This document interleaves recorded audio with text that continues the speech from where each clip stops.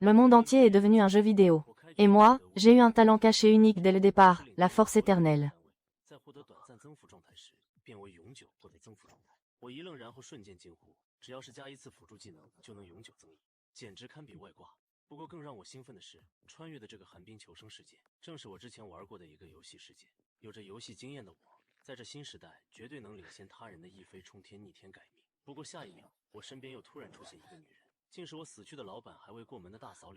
Le système annonce, le jeu passe en mode survie familiale. Nouvelle version. Les équipes se forment par famille, max 4.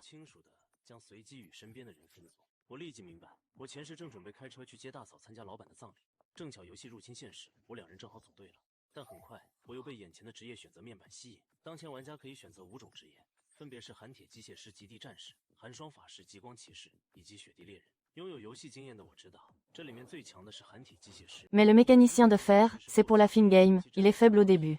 J'ai choisi mage de glace sans hésiter.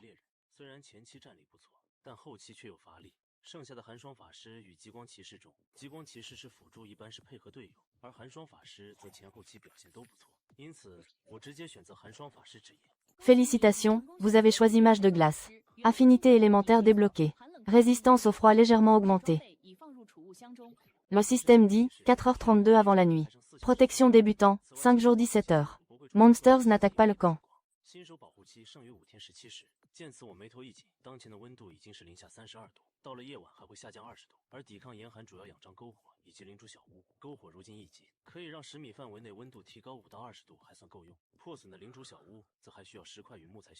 Près du feu de camp, un tas de pierres blanches et de bois. Je vais les ramasser quand Tante Liu parle enfin. Axing, cette voix propose de choisir un métier. Lequel je prends? Tante, choisis chevalier radieux. Ce conseil avait un calcul. Avec mon talent, ces buffs temporaires deviendraient permanents. Imaginez la puissance.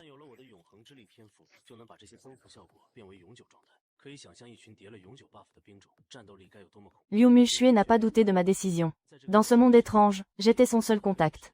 J'ai ouvert la boîte de départ, pris du pain, une hache de pierre, un marteau de pierre. Puis j'ai réparé la hutte. Liu Muxue a voulu aider. Je lui ai dit de collecter pour améliorer le feu. Bientôt, feu niveau 2, hutte réparée. Système, interface territoire débloquée. Vous pouvez construire plus de structures de base. Alerte système, premier survivant à construire une hutte de perles spirituelles. Récompense, livre de compétences, soins glacial.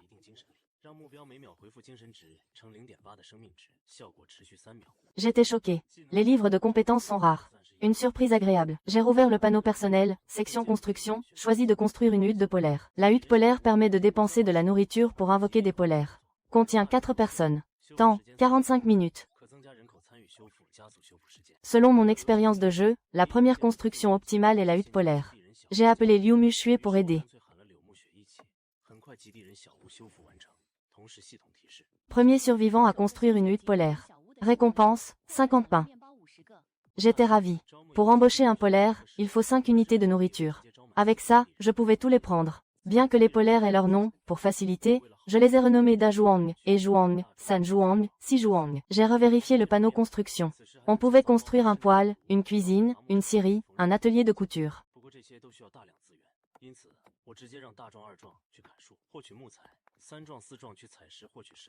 Mais tout ça demande beaucoup de ressources. J'ai envoyé Da et ER couper des arbres, San et Si miner des pierres. Liu Muxue et moi, avec les matériaux, avons amélioré le feu au niveau 3, construit un poêle et des meubles simples.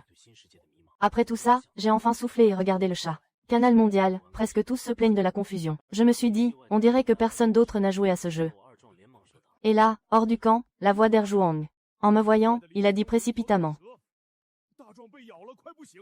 Maître, dans la forêt derrière le camp, un énorme serpent, Da Zhuang a été mordu, il est mourant.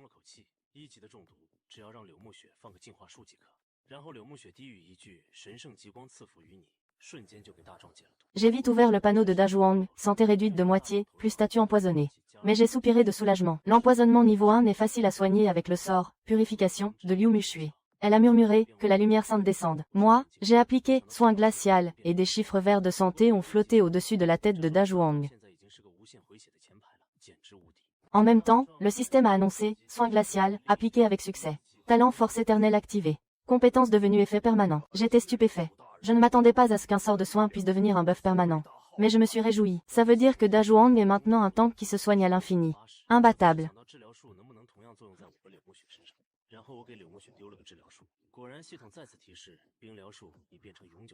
Da Zhuang, sentant la force en lui, a dit respectueusement.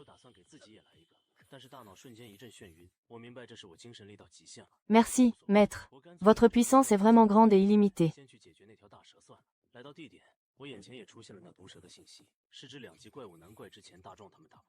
Puis le système a dit que la loyauté de Da Zhuang est passée de 70 à 80. Je me suis demandé, ça marche sur moi et Liu Mushui.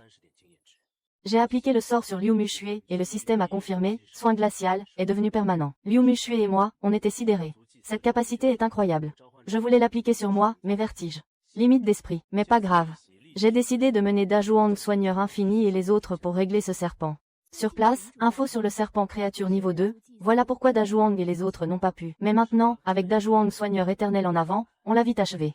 Meurtre réussi du serpent venimeux des neiges. Félicitations, première créature de la région à tuer un monstre sauvage.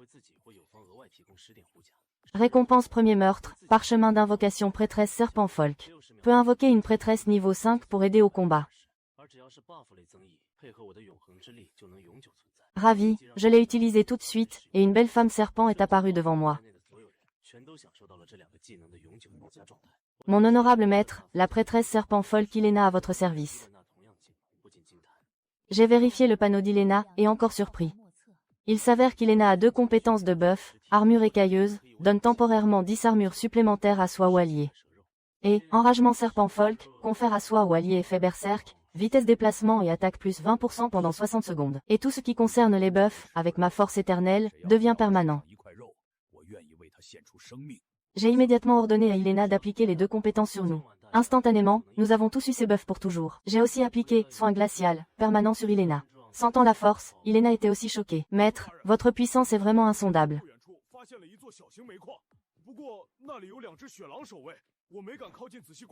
J'ai hoché la tête satisfait, dépecé le serpent venimeux des neiges, obtenu une vessie à venin et 17 morceaux de viande de serpent. En voyant la viande, Da Zhuang et He Zhuang ont eu les yeux écarquillés. Ça fait 100 ans que je n'ai pas mangé de viande, qui me donne un morceau, je lui donne ma vie. J'ai souri, si vous travaillez dur, ce soir tout le monde aura de la soupe de serpent. De retour au camp, San Zhuang m'a rapporté. Maître, près de la carrière, on a trouvé une petite mine de charbon. Mais 2 loups des neiges la gardent. Je n'ai pas osé m'approcher.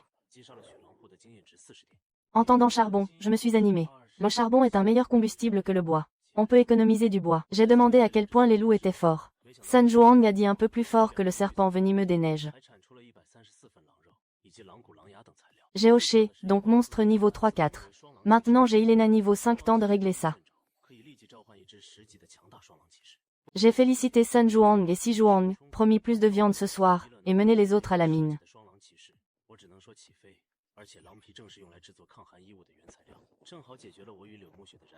Approchant la mine, j'ai vu l'info dessus et les 2 loups des neiges. Le panneau montrait « Monstre sauvage niveau 3 ».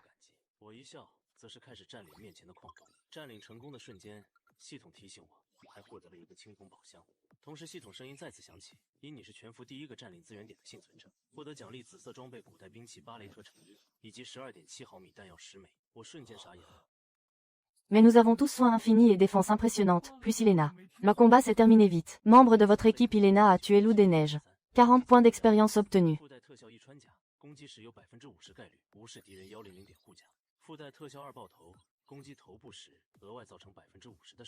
Vous avez obtenu 20 points d'expérience.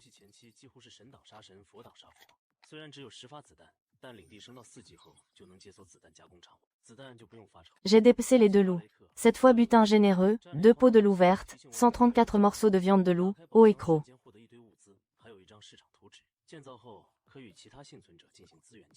Le plus important est tombé un parchemin d'invocation bleu, cavalier sur 2 loups. Permet d'invoquer un puissant cavalier niveau 10. Mais avant, assurez-vous d'avoir assez de nourriture. Je viens d'invoquer Ilena niveau 5, maintenant un cavalier niveau 10. C'est le feu. Et les peaux de loup sont parfaites pour faire des vêtements chauds, résolvant le problème urgent de Liu Mushui et moi. Là, j'ai jeté une peau sur Liu Mushui qui tremblait de froid. Elle m'a regardé avec gratitude. J'ai souri et commencé à capturer la mine. Au moment de la capture réussie, le système a dit que j'avais aussi un coffre bronze.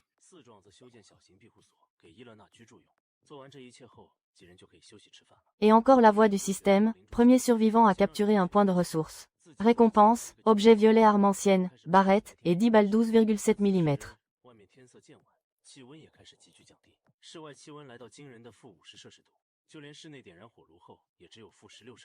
J'étais stupéfait. Vraiment. Barrette, j'ai bien entendu.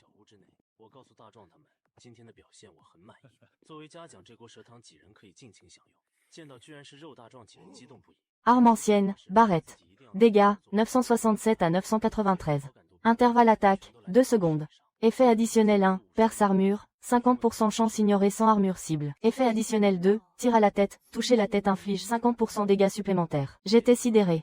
Dégâts proches de 1000 en début de jeu c'est, Dieu meurt s'il gêne. Bien que seulement 10 balles, quand le territoire atteindra niveau 4, usine de munitions s'ouvrira, pas de problème de munitions. Rangeant le barrette, je suis entré dans la mine. Après capture, le système a rappelé qu'il y avait encore un coffre bronze à l'intérieur.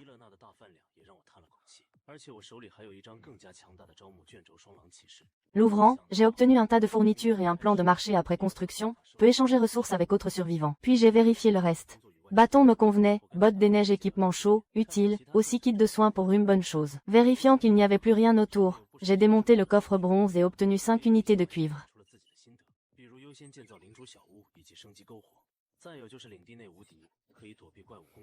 Sortant de la mine, Liu Mushui a dit qu'ils avaient collecté 112 morceaux de charbon autour assez pour longtemps.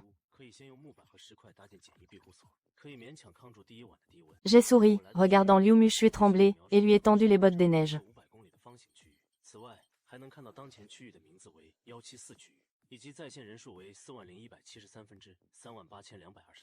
Ses yeux ont brillé de gratitude, mais ses pieds étaient gelés, changer de chaussures était difficile. Finalement, je les ai changés moi-même. Puis je l'ai prise dans mes bras et portée retour au camp. Liu Mushui est toute rouge, mais n'a rien dit.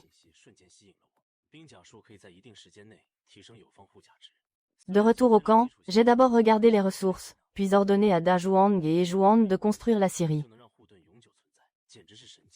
San Zhuang marchait, Si Zhuang petit abri pour Ilena. Après ça, tout le monde pouvait se reposer et manger. Liu Mushui et moi sommes allés dans la maison du dirigeant. Je lui ai dit de se reposer un peu. Moi, j'ai construit un simple poêle et commencé à cuisiner la viande de serpent de la journée. Dehors, nuit tombée, température chutée brutalement.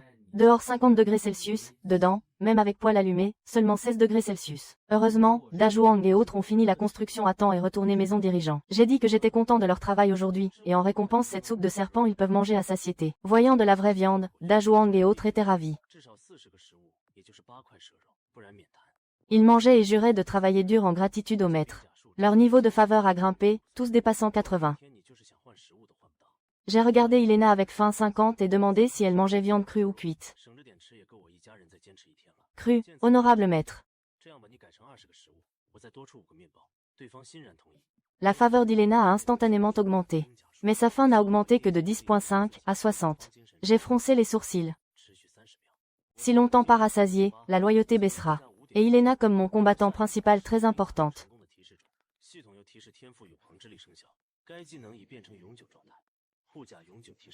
J'étais trop hype, mon armure a atteint 15 points.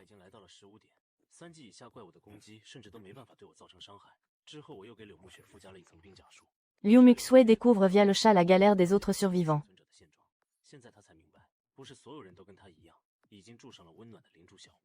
Et là, elle dit, merci Axing. Sans toi, je serais déjà une popsicle dehors. Pas de souci, belle sœur. On est dans la même team, on s'entraide. T'aider, c'est m'aider moi-même. Je vais m'adapter vite pour pas être un boulet. On se dit bonne nuit, et là, sa mère l'ajoute en ami. Appel vidéo. Elle hésite mais répond. Sa mère, Bi Yunlan. Xiao Xue, t'aurais pas de bouffe en trop, envoie-nous ça. Tu sais pas ce qu'on endure, la boîte avait même pas assez pour Dabao et Xiao Bao. Liu Mushui ricane amèrement. Toujours pareil, pas de, tu vas bien, direct la bouffe. Elle se souvient de quand il voulait la marier à un caïd local. Heureusement, il est mort avant. Maintenant dans ce nouveau monde, enfin libre. Elle répond qu'elle n'a pas de surplus. Son père intervient, Xiao Shui, tu mens, t'as déjà une maison. Et cette cape en fourrure, elle vient d'où? Une voix d'enfant, papa, maman, sœur a une peau de loup, elle a de la viande. Espèce de garce, tu mens à ta mère, tu gardes la viande pour toi, ingrate. Sous les reproches, Liu Muxue a les larmes aux yeux, perdu. Sa mère en rajoute, tu fais la difficile, on crève la dalle. Et là, je débarque à côté d'elle. Vous faites quoi, les vieux radins? T'es qui? Je parle à ma fille, tu te mêles de quoi? Je suis celui qui a tué le loup. La viande est à moi. Rêvez même pas une miette. Vous avez des bras, chopez votre bouffe, parasite, je les engueule, elle coupe la pelle. Silence.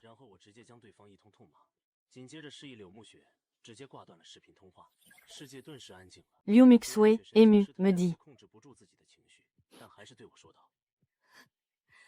Axing, merci de m'avoir couverte. Pas de problème. Ces sangsues voulaient profiter nada. Retiens, jamais tu donnes à manger ou des ressources. Sinon, ils reviendront. Elle comprend, ce monde est sa chance de recommencer. Elle hoche la tête fermement. Compris, Axing. Elle se souvient de quelque chose, prend de l'eau chaude. Axing, tes pieds sont rouges du froid. Laisse-moi les laver.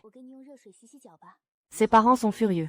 Son père me trouve familier. Sa mère aussi et me reconnaît. Avant, il forçait Liu Muxue à épouser un caïd local, Shen Jiang. J'étais juste son chauffeur. En apprenant que je suis un simple chauffeur, le père sourit méchamment, il a un plan. Il voit à l'écran Fanglong de la triade rassembler ses hommes. Fanglong était fou de Liu Muxue. Il peut le contacter. Matin suivant. Avis à tous, première nuit passée. Reste 4 jours 22 heures. Le nombre de joueurs a encore baissé de 1000. Je demande à Da Zhuang et aux autres d'améliorer les huttes polaires et construire. Je sors le parchemin d'invocation du cavalier des deux loups et l'active. Un chevalier sur un énorme loup de combat apparaît.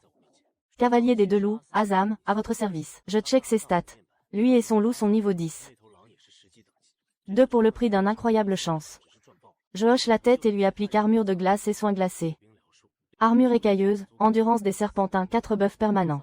Azam est choqué. Monseigneur, votre puissance est la plus grande que j'ai vue. Je vous jure fidélité. Vous avez aidé Azam à augmenter sa force. Loyauté augmentée. Loyauté actuelle, 80. Je souris satisfait, la puissance de l'éternité, ça déchire. Je lui donne sa première mission, reconnaissance. Va au nord et du camp et marque tous les points de ressources ou créatures. Reviens après 10 km. À vos ordres, Seigneur. Les huttes polaires atteignent niveau 2. On peut invoquer 8 polaires. Je dépense 15 unités et les invoque. Wu Zhuang, Liu Zhuang, Qi Zhuang, Ba Zhuang. Je leur assigne des tâches, pierre, bois, construction. Puis avec Liu Muxue, je vais au marché échanger des ressources. D'abord, je mets de la viande de loup, échange uniquement contre équipement, armes ou livres de compétences. La viande cause un buzz instantané. Message privé en pagaille. Mais la plupart veulent échanger contre leurs ressources de base, bois, pierre, un peu de fer. Je rappelle gentiment, ressources de base égale survie, ne les gaspillez pas. Certains écoutent et abandonnent. D'autres insistent, on meurt de faim, pas le temps de développer. Je refuse pas, mais mes stocks de viande sont limités. Pierre et bois normaux, non merci. Par contre, un peu de fer pour construire une forge, pourquoi pas. À la forge, on peut forger des trucs simples comme des lances en pierre. Pour autre chose, il faut des plans. Mais les survivants ont trop peu de fer, 2-3 morceaux max. Échanger un morceau de viande contre 2 fers, pas rentable du tout. Je demande au système si on peut diviser la viande en portions plus petites. Le système, un morceau égale 1 kg. Max 10 petites portions de 100 grammes chacune. Je divise en 50 portions et change l'offre, une portion de viande pour 2 morceaux de fer. Instant, je reçois une tonne de ressources. Je check mes stocks. Ça suffit pour construire un atelier de couture et une forge. Pendant que les autres survivants se débrouillent, mon domaine prend forme. Progrès rapide. Si je continue, je pourrai bientôt monter de niveau et construire des bâtiments avancés. L'avenir semble prometteur. J'enseigne un peu les bases du combat à Liu Muxue, mais le système avertit soudain, un membre de votre domaine, Azam, est attaqué. J'ai froid à l'intérieur. Azam est niveau 10, avec son loup, quasi imbattable sous rang 1. S'il est attaqué, c'est un adversaire sérieux. Liu Muxue reçoit aussi la notification, inquiète. Je la rassure, Azam a 4 buffs permanents. S'il survit au premier coup, il peut s'échapper. En effet, après quelques minutes, pas de message de mort d'Azam. Bientôt, je vois Azam, amoché, revenir en bordure de camp. Je prends mon barrette et vais le voir. Azam s'excuse immédiatement et explique. À 3 km du camp, on est tombé sur un puissant ours léopard des neiges. Cette bête frappe aussi à l'électricité. Sans vos buffs préalables, on ne serait pas revenu. Je pense que seul un chevalier rang 2 peut le vaincre. J'y réfléchis, les soigne, et dis. Azam, emmène-moi là-bas. Cet ours léopard est trop près, c'est dangereux. Je dois évaluer sa force. Mais j'ai un atout dans ma manche. Avec mon barrette, les monstres sous niveau 20 ne sont pas un problème. Une demi-heure plus tard, on arrive à une cave au pied d'une montagne enneigée. Le système avertit, vous êtes à l'antre de l'ours léopard des neiges. Créature puissante. Danger extrême. Seigneur, on la patte, avec prudence, s'échapper sera facile. Je hoche la tête. Le sol tremble, et une créature de 8 mètres sort de la cave en rugissant.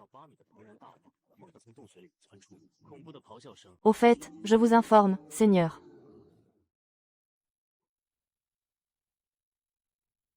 Ours léopard des neiges, niveau 15, créature d'élite rang 2. PV, 4080. Attaque, 347. Compétence 1, patte d'ours. Assomme les ennemis moins forts avec 100% d'efficacité. Compétence 2, rugissement sauvage. Onde sonore terrifiante, étourdit les ennemis dans 30 mètres pendant 3 secondes. Compétence 3, patte du tonnerre. Invoque la foudre, dégâts électriques 130% dans 20 mètres et paralyse une seconde. Je suis impressionné. Rien qu'avec ces 3 compétences, sa force égale des monstres niveau 20. Mais je ne panique pas. J'analyse froidement la situation. Le monstre a 4000 PV. Avec mon barrette, il faudra 5 tirs minimum. 500 mètres entre moi et l'ours léopard. Il lui faut 10 secondes pour arriver. Le barrette recharge en 2 secondes. 10 secondes, 5 tirs, c'est bon. Je prends le barrette et je tire une première fois sur l'ours léopard. Instantané, du sang gicle. 872 de dégâts flottants. La bête tombe. Je tire encore. 1234 de dégâts, effet anti-armure du barrette, oui. 2 tirs, l'ours léopard est furieux. Il se relève et charge. Je tire une 3e fois, mais la bête esquive. Je jure intérieurement. Quelle visée pourrie, j'ai loupé. L'ours léopard a exactement 1974 PV restants. Je calcule la distance. Plus que 2 chances de tirer. Mais je suis étrangement calme. Je tire. 893 dégâts. Plus que 100 mètres. Un dernier tir. Tout se joue maintenant. Tir. 1574 dégâts monstre à la tête. Dernier tir, tête, et effet critique. Alerte système, tu as tué l'ours léopard des neiges Nive. 15. Monstre haut niveau.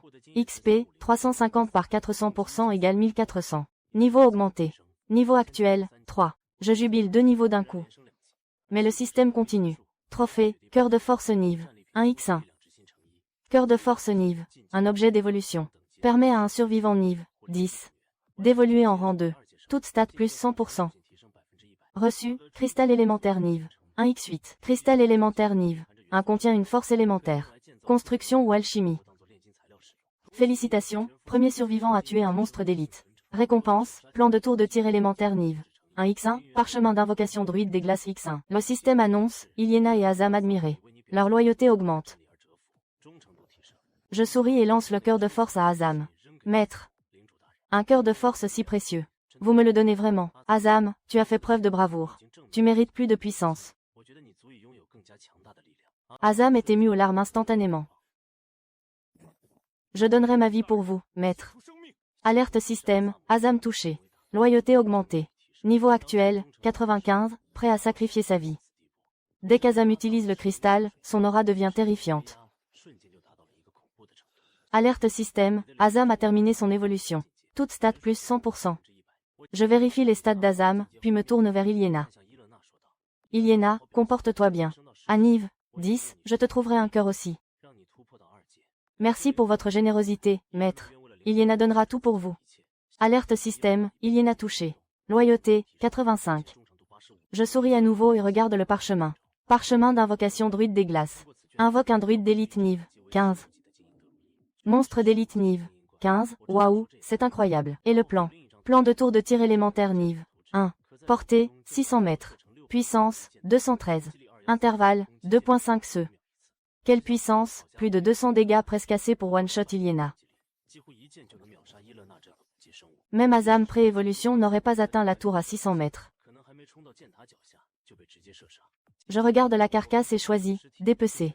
Viande d'ours qualité bleue X1000+, peau, bile, etc. Le plus cool, première consommation, plus de force et plus de constitution. Pour un guerrier, plus 4 ATQ, plus 40 PV, un peu d'armure. Et les survivants ont besoin de bouffe. Si je l'échange, ça va être la folie. Et ça, c'est du pognon. Après les trophées, je regarde la tanière. Azam se propose. Laissez-moi explorer d'abord, maître. J'acquiesce. Azam ressort, pas de danger, mais des objets spéciaux. Je suis surpris. Dans la tanière, un petit ourson blanc nouveau-né. C'est un bébé ours léopard avec pouvoir foudre. Je veux le caresser, zap, un PV.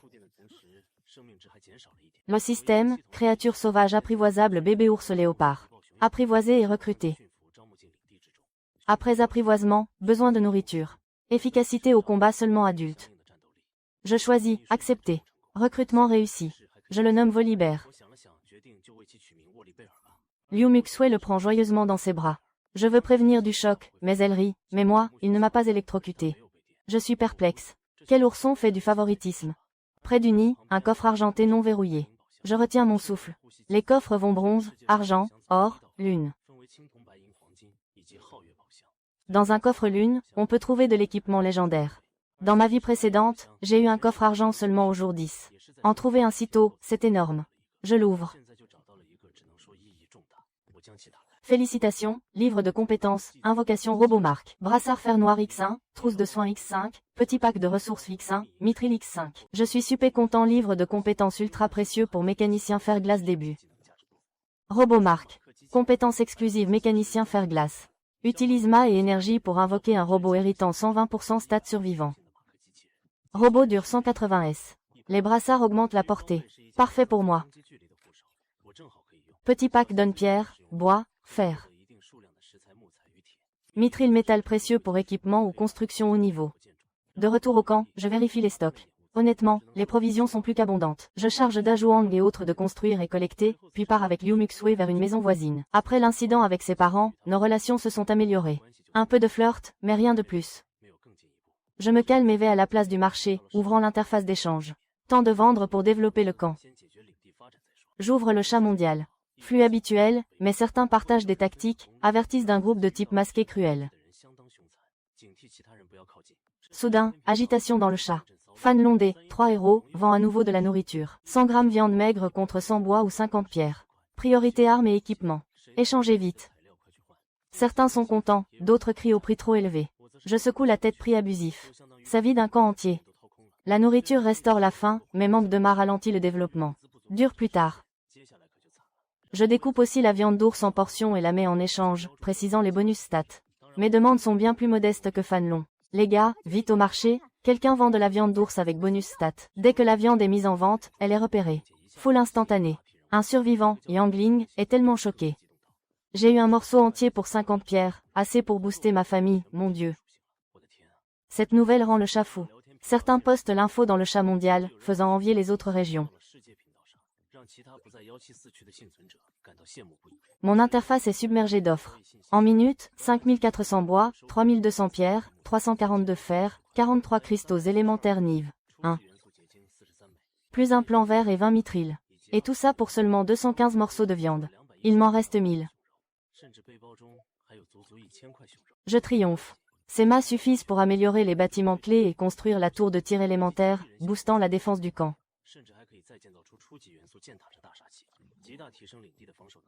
J'appelle vite Dajuang et distribue les tâches. Après mon départ et l'arrêt des ventes, panique dans la région 174. Certains ont peur que j'ai tout vendu. D'autres regrettent d'avoir attendu une baisse de prix. Certains se moquent, bande d'idiots, vous espériez une réduction. Regardez cette viande, des objets Boost Stat, c'est de la valeur sûre. Le prix du maître Cao Xing est juste. Celui de Fan Long, c'est du vol. Soudain, réponse de Fan Long, qui dit que je vends trop cher, je fais tout pour que vous ne mouriez pas de faim. Le chat se tait instantanément. La plupart connaissent les 3 hirondelles, un gang, mieux vaut ne pas les contrarier. Soyez sages, regardez qui commande ici. À l'avenir, tous les commerçants doivent avoir notre accord, sinon gare à vous. Et, Fan Long, tu abuses, tu vends à ces prix et tu empêches les autres. C'est vrai. On est comme ça, on abuse. Vous pensez qu'on peut insulter les 3 hirondelles? Je vous le dis, dans cette région, on a des centaines de frères. Tôt ou tard, on se croisera, alors réfléchissez aux conséquences. Les membres des 3 hirondelles apparaissent en masse pour soutenir Fan Long. Les autres survivants pâlissent et n'osent plus parler. Pendant ce temps, je termine mes tâches, reviens et vois les messages de Fan Long interdisant le commerce. Je suis sidéré un instant, puis je souris. À tous, j'étais parti un moment. Le commerce reprend maintenant. Tu n'as pas entendu ce que j'ai dit, je t'interdis de continuer, mec, tu ne connais pas les 3 hirondelles. Quelle interdiction, on n'est plus sur la planète bleue, sur qui tu aboies, les gars, n'ayez pas peur de ces abrutis, continuez à échanger. Viande d'ours limitée, premier arrivé, premier servi. Et ouais, les idiots des 3 oiseaux, n'essayez pas d'échanger avec moi. Nouveau monde, mais vous servez encore des maîtres. Allez leur demander de la viande. Dès que ce message est envoyé, c'est le nid de guêpes. Insulte des 3 faucons, pleuvent sur moi. Pendant ce temps, j'ai noté les noms et IDS de tous ceux qui m'ont insulté. Direct sur ma liste noire pour le commerce.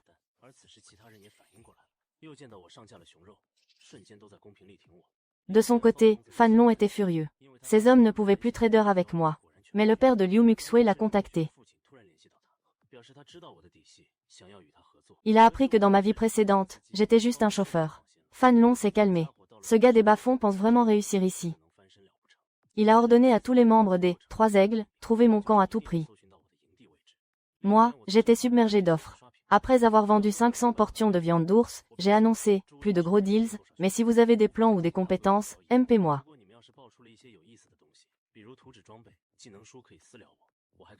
Ces mots ont redonné espoir à ceux qui n'avaient rien acheté. J'ai jeté un œil à mes ressources. Les chiffres étaient effrayants. Dans un jeu mobile, ça prendrait 20 jours pour accumuler ça.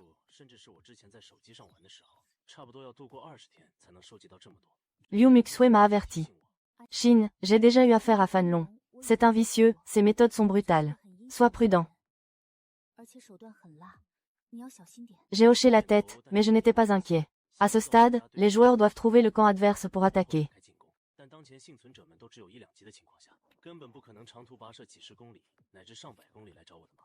Mais les survivants sont niveau 1-2. Ils ne peuvent pas parcourir des dizaines de kilomètres pour une attaque. Même s'il osait, Ilena niveau 5 et le cavalier des 2 loups niveau 10 les écraseraient.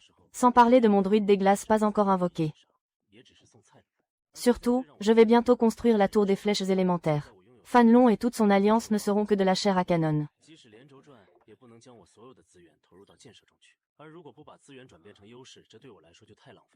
Mais mon plus gros souci était le manque de main-d'œuvre. Trop de ressources, seulement 8 polaires pour travailler. Alors que je réfléchissais, Azam est revenu de sa reconnaissance.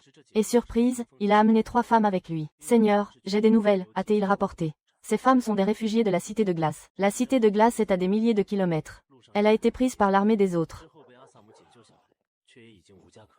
Elles ont réussi à s'échapper, mais sont tombées entre les griffes de sectaires. Azam les a sauvées, mais elles n'ont nulle part où aller. Pris de pitié, Azam a suggéré, notre territoire a besoin de mains supplémentaires, donc. Guillemets simples. Vous savez cuisiner? Parfait. À partir de maintenant, la cuisine est votre tâche. Je leur ai immédiatement proposé de rejoindre. Le système a confirmé, Molly, Orchidée d'or et Saphir ont rejoint vos terres. La population a augmenté de 3 âmes. Pour plus de simplicité, je les ai renommés, l'aînée, la cadette et la benjamine. Leur stat était niveau 1, mais la faim était au max. D'abord, faites du feu et cuisinez-vous à manger. Pas de cantine encore, le foyer est dans la maison du dirigeant. Après leur départ, j'ai réfléchi, les nouveaux habitants ont besoin d'abris pour dormir, et aussi d'une cantine séparée. Mais construire et améliorer les bâtiments prend beaucoup de temps. J'ai regardé les 8 polaires occupés et j'ai soupiré, toujours pas assez de mains. Là, je me suis souvenu de mon expérience de jeu. Dans ce jeu, il y a des autochtones, et généralement 4 façons de recruter. Première, étendre les territoires, attirer les tribus voisines ou les vagabonds. Deuxième, comme Azam, errer dans les environs et avec une certaine chance ramener quelqu'un. Troisième, aller dans les tavernes des villes et recruter des PNJ spéciaux contre paiement. Quatrième, déclencher une guerre, soumettre les tribus proches et les forcer à rejoindre. Mais aucune de ces méthodes ne me convenait pour l'instant. Alors que je me creusais la tête, l'aîné et les autres, bien nourris, ont apporté une bonne nouvelle tant attendue. L'aînée a raconté qu'elle s'était échappée d'un camp de pillards cruels, où leur compagne était encore prisonnière. Elle m'a supplié de les sauver. J'étais ravie, voilà ma chance d'obtenir des travailleuses. Combien sont ces pillards, et à quel point sont-ils forts? Environ 2 ou 3 dizaines. La plupart sont à peu près aussi forts que vous, Seigneur. Il y a 2 lieutenants un peu plus forts que cette dame du peuple serpent. Et le plus fort, le chef comparable à Azam et ses loups. J'ai hoché la tête. Donc un pillard niveau 10, 2 au-dessus du niveau 5, et une vingtaine en dessous du niveau 5. Mais j'ai Azam bien entraîné et mon druide des glaces d'élite niveau 15 pas encore invoqué. On peut gérer.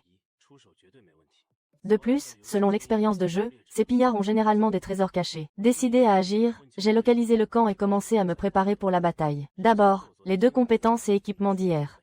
Livre de compétences, épine de glace, crée une à 3 aiguilles de glace, infligeant des dégâts magiques égaux à 0. 8 de l'esprit. 30% de chance de geler la cible pendant 1 seconde. Livre de compétences, bénédiction des aurores polaires, imprègne l'arme avec la puissance des aurores. En attaque de mêlée, inflige des dégâts de lumière supplémentaires égaux à 0. 8 de l'esprit. Durée, 60 secondes. J'ai appris, épine de glace, moi-même, et j'ai donné, bénédiction des aurores polaires, à Liu Muxue. Ensuite, j'ai utilisé le parchemin d'invocation du druide des glaces.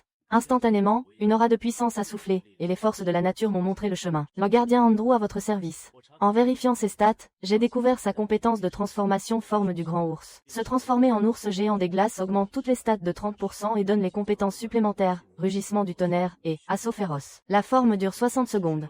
Recharge, 180 secondes. J'ai hoché la tête satisfait, mais j'ai aussi remarqué que la loyauté d'Andrew était seulement de 63, et son regard était froid. J'ai compris je suis trop faible, et il ne veut pas se soumettre.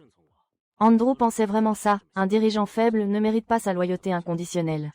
Mais j'ai juste souri, Andrew, en tant qu'habitant de mes terres, tu recevras une bénédiction sacrée. Et pendant qu'Andrew était sous le choc, je lui ai accordé les compétences, soins de glace, armure de glace, et plusieurs bénédictions d'Ilena. Et avec la force éternelle, j'ai rendu ses effets permanents. Sentant l'augmentation de puissance, et en plus pour toujours. Andrew était stupéfait. Seigneur, quelle est cette bénédiction? Elle est si puissante. C'est la récompense pour ta loyauté. Seuls mes habitants peuvent recevoir une telle bénédiction. Seigneur, votre puissance est sans égale. Andrew vous remercie de tout cœur. Système, vous avez aidé l'habitant Andrew à augmenter sa puissance. Loyauté augmentée. Loyauté actuelle, 74. J'ai souri et j'allais mener les gens au camp des pillards quand le système a de nouveau notifié. Attention à tous les survivants. Vous avez survécu au 2e jour de l'ère glaciaire et vous êtes adaptés à ce monde. Le classement des niveaux va bientôt s'ouvrir. Les 100 premiers survivants de chaque région atteignant le niveau 10 recevront des récompenses. J'ai jeté un coup d'œil rapide aux récompenses. De la 100e à la 4e place, surtout de la nourriture et des ressources. Mais les 3 premières places. Il y a même des parchemins d'invocation de créatures de 2e rang et de l'équipement bleu. Mais ce qui m'a le plus coupé le souffle, c'est la récompense pour la première place, un parchemin d'invocation de créatures de 2e rang niveau leader. Dans ce monde, toutes les créatures, invocables ou sauvages, sont classées par rang selon leur potentiel. Leur potentiel détermine leur force et leur capacité de croissance. Du plus bas au plus haut, commun, élite, chef, leader et souverain. Plus le rang est élevé, plus les stats gagnées par niveau sont importantes. Par exemple, une créature élite est initialement 30% plus forte qu'une commune. Et ainsi de suite. Et la récompense pour la première place saute le rang chef et donne directement un leader, c'est incroyable. À cet instant, j'ai décidé, il faut tout donner pour atteindre le sommet et essayer de prendre la première récompense. Au même moment, Fanlon et les autres avec qui j'ai eu des tensions ont pensé la même chose. Mais le système a annoncé qu'il restait du temps avant la publication du classement. Réprimant mon excitation, j'ai mené les gens au camp des pillards. En arrivant sur place, le système a averti, vous êtes arrivés dans une zone spéciale camp des pillards. Niveau de danger actuel, extrêmement élevé. Je n'avais aucune intention de reculer. Le système évaluait le danger selon ma force, mais n'avait pas pris en compte mes subordonnés. Donc j'ai immédiatement envoyé Andrew, Azam et les autres en avant. Instantanément, un cri de sentinelle a retenti, et des dizaines de pillards avec des lances ont surgi des tentes. Évaluant rapidement leur stats monstre niveau 3-4, pas une menace, j'ai vu Andrew foncer dans la foule.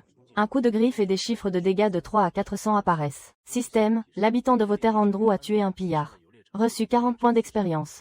Les participants au combat Liu Muxue et la suivante d'Ilena reçoivent la moitié 20 points. Liu Muxue et moi étions à l'arrière.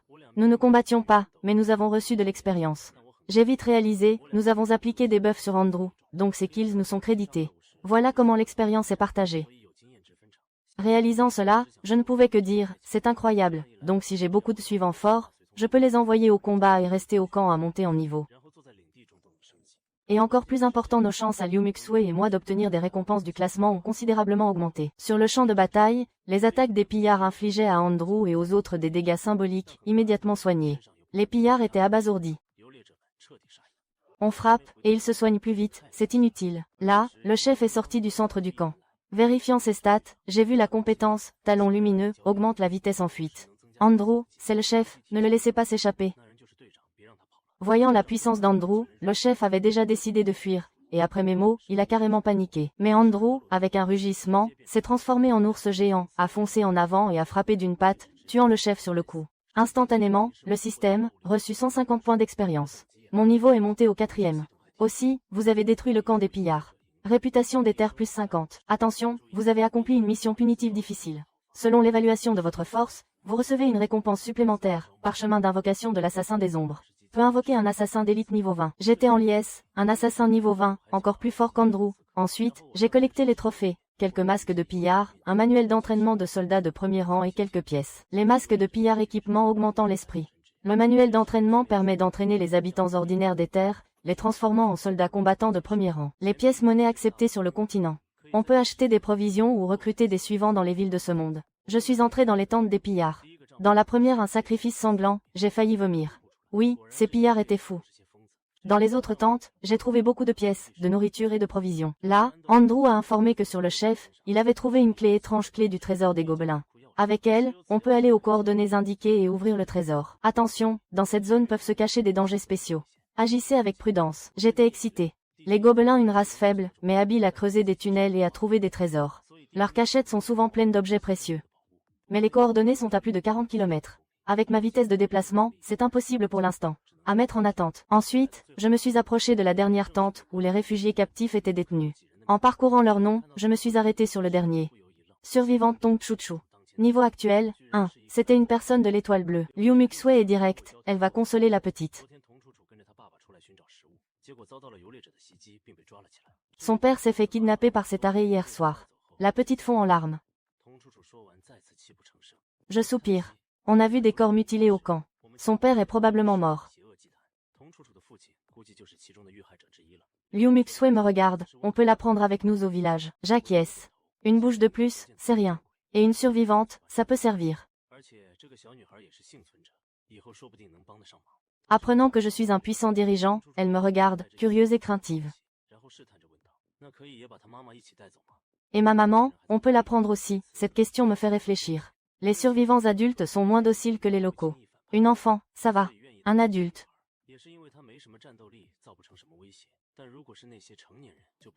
J'ouvre l'interface système, comment inviter d'autres survivants, 2 méthodes.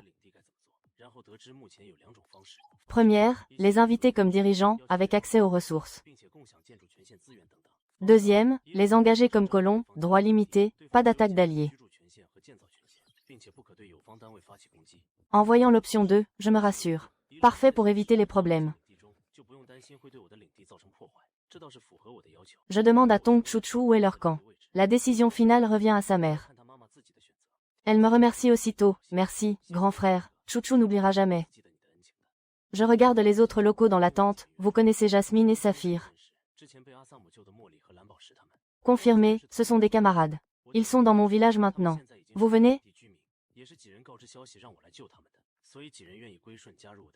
Apprenant que j'ai réglé les fanatiques, ils acceptent avec respect. 6 personnes en tout. 3 hommes, 3 femmes. Je leur donne des noms simples.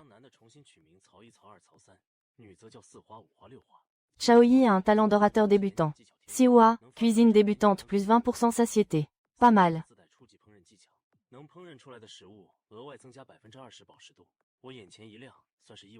Au coin du camp, je trouve un coffre des fanatiques. Plein de ressources.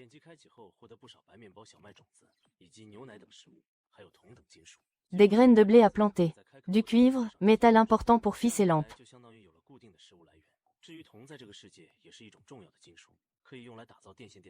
Et aussi pour créer des robots des neiges et des machines de guerre. Je trouve aussi une lettre, marquée objet spécial par le système. À tous les croyants du Dieu de lumière. Le Seigneur a révélé, la graine du salut arrive. Pour l'accueillir, nous ferons un rituel sanglant. Tous près du royaume de glace, venez. Quand assez de fidèles seront là, on attaquera la ville du lac Dolen en sacrifice. Le système indique, objet de quête. Livrez la lettre à la ville pour déjouer le complot. Je fronce les sourcils. Ces tarés vont prendre d'assaut une ville entière, c'est fou. Pour la livraison. Je ne sais même pas où est cette ville du lac Dolen. Je vérifie les coordonnées du camp, à plus de 200 km. Ouf, ça me concerne pas. On brûle le camp des fanatiques et on part vers le camp de Tong Chuchu. En arrivant, je veux suivre Chuchu, mais le système avertit, interdit d'entrer chez d'autres survivants débutants. Je dois attendre dehors. Une femme mature et belle sort, Xia Yani. En voyant tant de gens dehors, Xia Yani sursaute. Heureusement, Tong Chuchu explique tout. Xia Yani me remercie, les larmes aux yeux. Pas besoin de tant de respect, madame. Mon village a besoin de main-d'œuvre. Vous venez? En échange, sécurité et nourriture assurée. Xia Yani hésite un instant, puis acquiesce. Après invitation, le système, ce camp est sans maître. L'occuper. Je confirme, j'obtiens le coffre héritage de Tong Guangrong. Un peu de bois, pierre, viande de rat. Si je n'étais pas venu, il serait mort de faim ou de froid dans quelques jours. Je soupire profondément. Ce monde est plein d'opportunités et de dangers. Je dois me développer vite. De retour au village, il fait nuit. Dahua voit des visages familiers et court vers ses camarades. Dazhuang s'approche, dirigeant, le feu est amélioré. Votre hutte sera bientôt prête. J'acquiesce et regarde le feu. Niveau 5, il augmente la température de 10-20 degrés Celsius sur 160 mètres. Sous la chaleur, la neige fond. Seule cette terre permet construction et culture.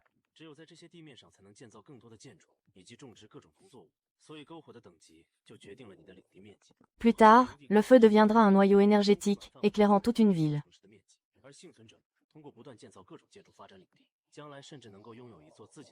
Bien, dis-je. Que Dazhuang et les autres extraient des ressources, surtout du charbon. Puis j'appelle Erjuang, construisez plus de petits abris et une cantine pour ce soir.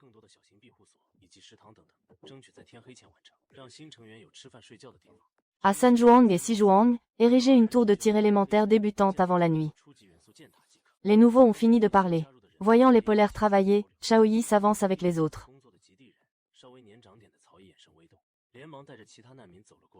Dirigeant, donnez-nous une tâche. Pas de précipitation. Vous n'avez probablement pas mangé depuis des jours. Mangez d'abord. Les nouveaux colons échangent des regards surpris et reconnaissants. Un dirigeant attentionné. Mais pas de cantine encore, alors mangez du pain pour l'instant. Liu Muxue prend du pain des ressources et en donne 2 morceaux à chaque nouveau. Shaoyi et Siwa remercient, les larmes aux yeux. Leur loyauté monte en flèche. Tong Chuchu et Xia Yani, à côté, avalent leur salive en voyant le pain blanc. Je sors 4 morceaux de pain et les tends à Xia Yani. Tenez, mangez. Xia Yani s'incline respectueusement et remercie. Je regarde à nouveau Shaoyi. Les gens que tu as amenés, c'est toi qui les commandes maintenant. Ta tâche, améliorer le feu et collecter bois et pierres. Si des mains libres, aidez Dazhuang à construire les bâtiments principaux. Shaoyi acquiesce aussitôt. Je donne les graines de blé à Dahua. Prends quelqu'un et laboure un champ près du village, puis sème ce blé. Ce sont d'excellentes graines, elles donneront une bonne récolte. Dirigeant, je vais accomplir votre mission. Je hoche la tête avec satisfaction, regardant l'activité bouillonnante du village. D'un seul feu à de nombreux colons et nouvelles constructions. Voilà la joie de développer un territoire. Ça me rappelle une question. Au fait, y a-t-il parmi vous quelqu'un qui sait coudre des vêtements? Les peaux de loup qu'on a obtenues, ni moi ni Liu Muxue ne les avons traitées, elles tiennent mal chaud. Maintenant qu'un atelier est construit, il faut y assigner quelqu'un. Et celui qui a la compétence de couture pourra faire des vêtements plus vite. Les colons échangent des regards et secouent la tête. Mais à ce moment, Je sais. À la maison, je faisais souvent des travaux manuels pour arrondir les fins de mois. Tong Chuchu ajoute que sa mère a des doigts de fée et coud très bien. Je hoche la tête et tends les peaux de loup à Xia Yani. Alors fais des vêtements avec ces peaux, s'il te plaît. Avec les restes, si possible, un bonnet et des gants. D'accord, ce sont de belles peaux. À rendre demain. J'acquiesce. Xia Yani soupire de soulagement et part à l'atelier avec sa fille. Entre-temps, la nuit tombe. Dans ce monde, l'obscurité occupe la majeure partie du temps. La période lumineuse dure moins de 10 heures. Donc Liu Muxue et moi retournons dans la hutte du dirigeant pour nous reposer. Pendant ce temps, pour tous les gens du monde, le deuxième jour dans ce nouveau monde touche à sa fin. Grâce au classement des niveaux, aujourd'hui beaucoup de survivants ont osé sortir de leurs abris de neige. Ils ont exploré prudemment les alentours de leur camp, en famille ou seuls. Et beaucoup ont eu des succès. Et dans un coin de la région 174, Fanglong, avec une épée de fer noir à la main, tue un sanglier d'un coup. Et une lumière blanche de montée de niveau éclate au-dessus de lui. Parfait, j'ai atteint le niveau 3 avant la nuit.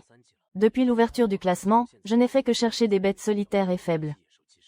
Personne ne m'a probablement dépassé en vitesse. Ailleurs, un homme au visage rude tend un arc de santal et tire une flèche qui abat un cerf stupide sur place. Ce mec d'âge moyen, c'était Zhou Wu, de la Société de la Lame Céleste. Puis Zhou Wu a reçu un message d'un de ses subordonnés. Chef, on a les coordonnées de toute la clique. Il y a 2 autres bases de Noga à moins de 30 km de ton camp. S'ils se bougent aujourd'hui, ils seront là demain. Un sourire glacé est apparu sur le visage de Zhou. Parfait. Demain, quand ces deux-là arriveront, on fusionnera pour chasser. Le farm va être dément. Et là, que ce soit Fanglong ou le tigre à 5 étoiles, ils seront sous ma botte. Pendant ce temps, plein de survivants, finissant leur recherche quotidienne, rentraient aussi à leur camp. Le chat général commençait à s'animer. Beaucoup remarquaient qu'en coopérant en famille, gérer les bestioles low level était faisable, et ils avaient déjà chopé des ressources. D'autres se plaignaient d'être tombés sur des gobelins de glace high level dès la sortie du camp. Imbattable. La poisse totale. À ce moment, un compte à rebours est apparu. Le système a annoncé le calcul du classement des niveaux. Dans 3 minutes, le classement des survivants par région serait publié. Chacun pourrait vérifier son niveau et son rang. Le tableau serait mis à jour en temps réel. Tout le monde s'est excité, se demandant qui serait en haut du podium.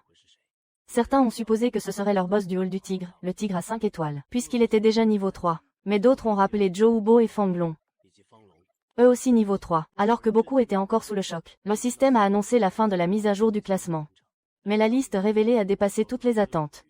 Classement niveau région 174. Premier, Cao Xing niveau 4, 1%. Deuxième, Tigre à 5 étoiles niveau 3, 25%. Troisième, Zhou Hubo niveau 3, 14%. En voyant ce classement, le chat de la région 174 est resté silencieux un instant, puis a été submergé par une vague de messages. Cao Xing en première place. Pas étonnant qu'il ait buté cet ours. Au même moment, les visages de Fanglong, Zhou Hubo et leurs partisans ont noirci. Putain, comment ce gars a fait pour être premier?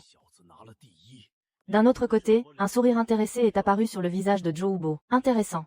Je pensais que le gars avait juste de la chance, et que provoquer Fanglong serait sa fin. Mais en fait, il a vraiment du niveau. Zhou Hubo a ouvert sa liste d'amis, en a choisi un pour un chat privé et a écrit « Utilise tous tes contacts ». Trouve-moi tout sur ce type, Cao Xing. Pendant ce temps, dans la maison du dirigeant, Liu Muxue m'a regardé avec des yeux brillants et a dit « Xing, tu es premier, c'est incroyable. J'ai juste souri. Je sais. Mais demain, il faudra aussi qu'on s'active. Voyons si on peut te faire rentrer dans le top 10 pour la récompense. » Le lendemain matin, j'ai reçu une notification du système. La tour élémentaire de base épée a été construite avec succès. Et là, au bord du feu de camp, une tour hexagonale de 15 mètres s'est élevée. Si un ennemi s'approche à moins de 600 mètres du camp, cette tour attaquera automatiquement. Une structure très puissante. Au même moment, on a frappé à la porte. Siwa est entrée en souriant, portant un bol de soupe à la bile d'ours et un morceau de viande d'ours grillée. Elle a dit qu'elle avait préparé les 2 ingrédients comme je l'avais demandé hier. En voyant ça, j'ai rayonné. La bile d'ours booste direct la santé de 200 points. Et la viande d'ours donne plus 2 en force et constitution. Un bœuf sérieux. Dès que j'ai mordu dans la viande, le système a notifié. Force plus 2, constitution plus 2. Pour la bile, c'était bizarre. J'ai bu quelques gorgées, mais pas de notification de bœuf. C'est seulement à la moitié que le système a enfin annoncé. Bile d'ours consommée avec succès. Santé max augmentée de 2. Ah d'accord, faut manger la moitié pour le bœuf. Donc l'autre moitié peut donner un autre bonus. Je l'ai donné à Liu Muxue. Dommage seulement, que cette nourriture ne marche qu'à la première consommation. À ce moment, une nouvelle annonce système a retenti. Survivant. Félicitations, vous avez survécu à la 3e nuit de l'âge glaciaire. Temps restant pour la période novice. 2 jours et 22 heures. De plus, une petite chute de neige est prévue cette nuit. La température minimale descendra à 70 degrés Celsius. Prenez des mesures contre le froid. Xing, il va neiger cette nuit. Oui. Mais l'important, c'est que ce ne soit pas une tempête. Avec nos constructions actuelles, On peut tout à fait survivre à ça. Puis j'ai ouvert la porte de la maison du dirigeant. Derrière attendaient les habitants locaux et les nouveaux sujets venant de rejoindre le domaine. En me voyant, ils ont dit en chœur: « Bonjour, seigneur dirigeant. Veuillez nous assigner les tâches d'aujourd'hui. » Les sujets étaient pleins d'enthousiasme. Avant, ils vivaient au jour le jour. Mais dès leur premier jour dans mon domaine, ils ont senti les perspectives de développement.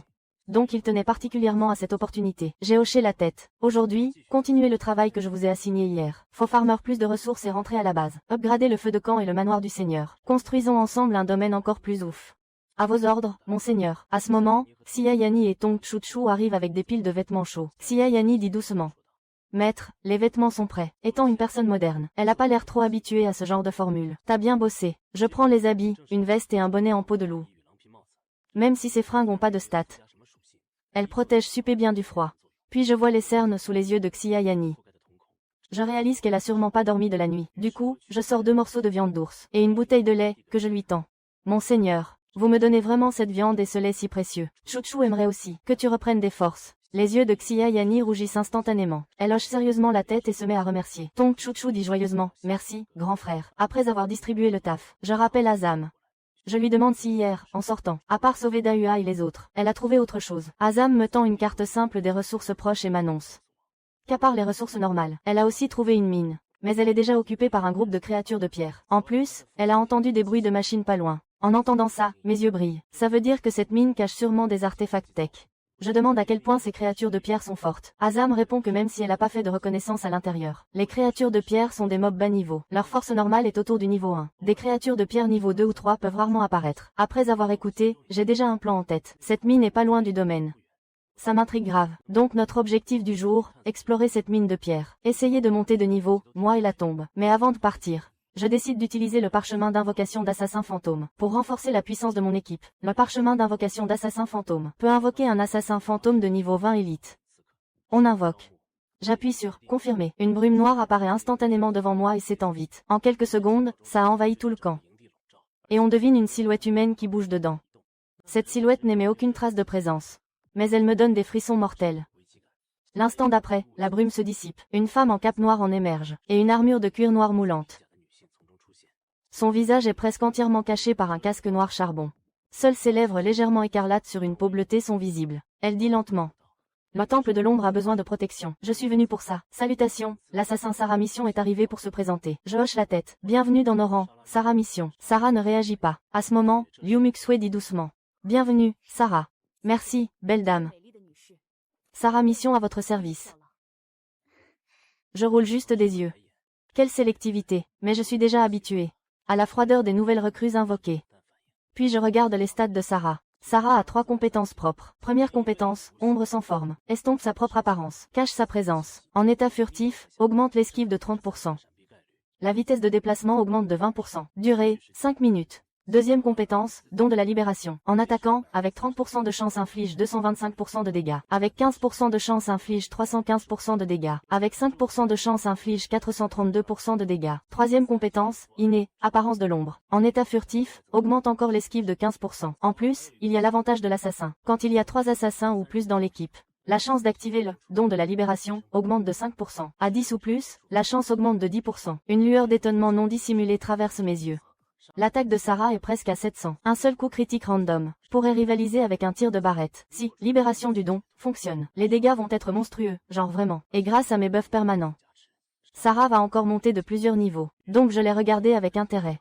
Alors, Sarah, là je vais te balancer un effet de boost. Tu es d'accord pour l'accepter? Sarah n'a pas répondu tout de suite, elle hésitait clairement. D'abord, elle ne faisait pas confiance à ce nouvel esprit. Et ensuite, elle pensait qu'avec mes modestes capacités, je pourrais difficilement lui donner un truc vraiment puissant. Après réflexion, elle a finalement hoché la tête. Et sans plus de discours, il est là lui a lancé, enragement des hommes serpents, et armure écailleuse. Les forces se sont abattues sur elle. Le corps de Sarah a tremblé. Elle a clairement senti la puissance de cette énergie. Elle n'a même pas eu le temps de dire un mot. Que j'ai ajouté, soin du guerrier des neiges, armure du guerrier. Et aussi, bénédiction des aurores boréales, de Liu Muxue. Après 5 buffs permanents d'affilée, Sarah est restée plantée là.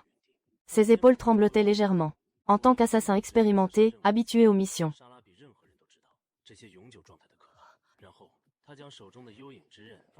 elle nous a salués avec respect.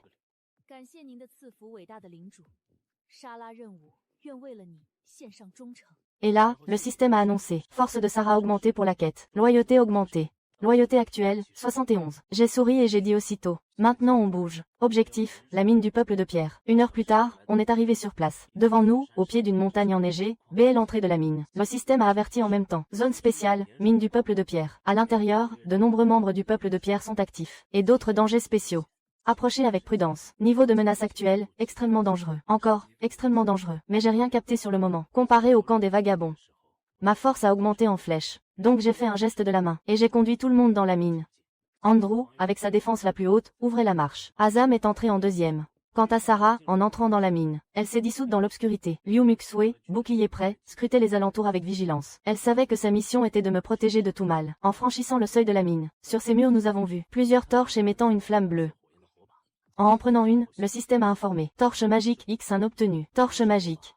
Outil d'éclairage basse énergie. Une pierre magique dure 6 mois de combustion continue. De plus, la pierre magique de la torche peut être extraite séparément. Mes yeux ont brillé les pierres magiques, ça c'est du sérieux. Dans ce monde, plein de créations mécaniques ont besoin d'énergie. Et cette énergie vient justement des pierres magiques. Plus tard, les tours énergétiques et autres bâtiments en auront besoin aussi.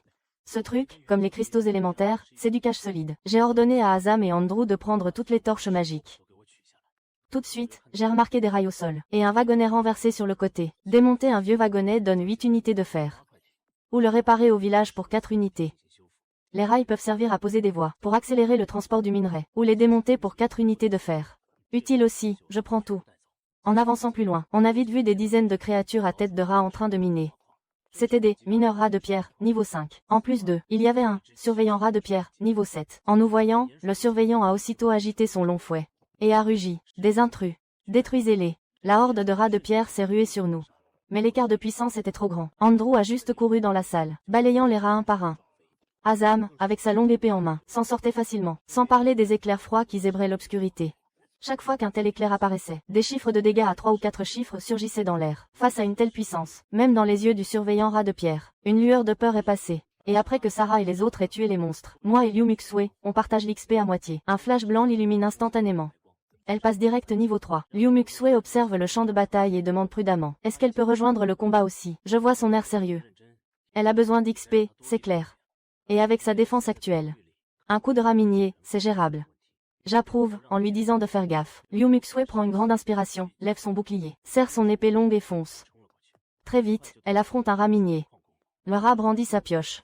Et attaque férocement son bouclier. Liu Muxue serre les dents et part. Mais elle voit que l'ennemi inflige seulement 8. 13, des dégâts vraiment faibles.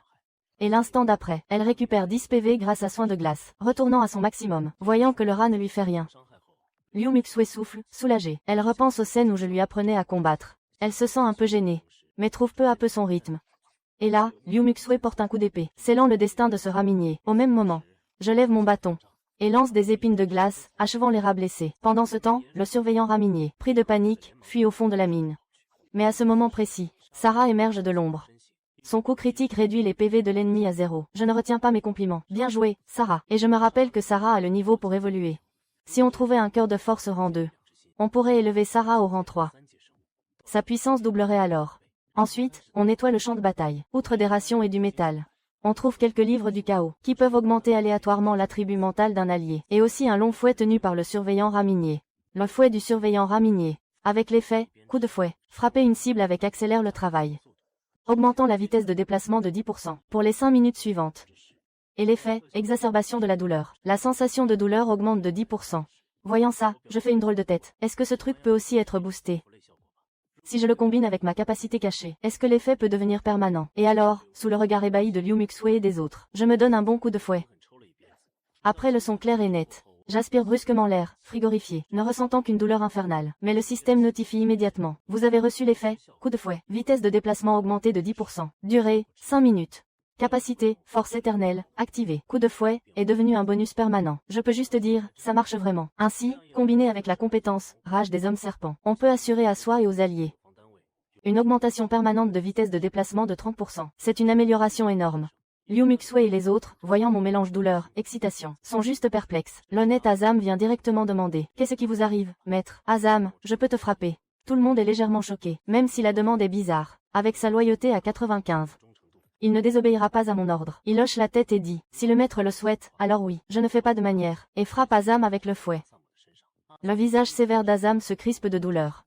Mais il sent aussi une nouvelle force dans son corps. Ne retenant pas sa surprise, il s'exclame, c'était donc l'intention du maître. C'est incroyable.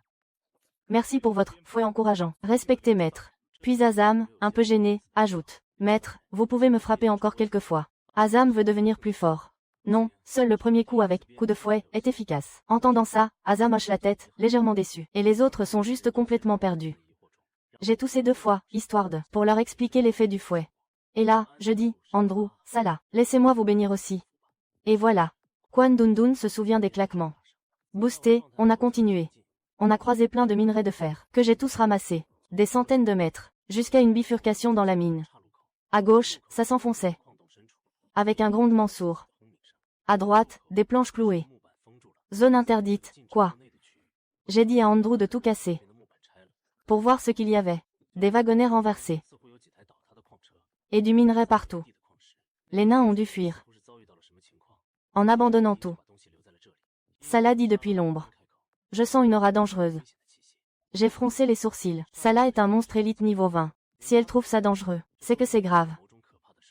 Je l'ai envoyé en éclaireur. Elle revient et dit. C'est un antre de monstre rang 2. Il est aussi fort que moi, mais avec la bénédiction du maître. Et l'aide d'Andrew et Azam. On peut le faire. J'ai décidé sur le champ. En avant. En chemin, encore plein de minerais. Même du mithril et des pierres de mana. Liu Muse était trop hype. Quel butin de ouf. Ça vaut déjà le déplacement. On arrive au fond du tunnel. La lumière s'éteint. Je vois que le plafond et les murs sont couverts de toile blanche.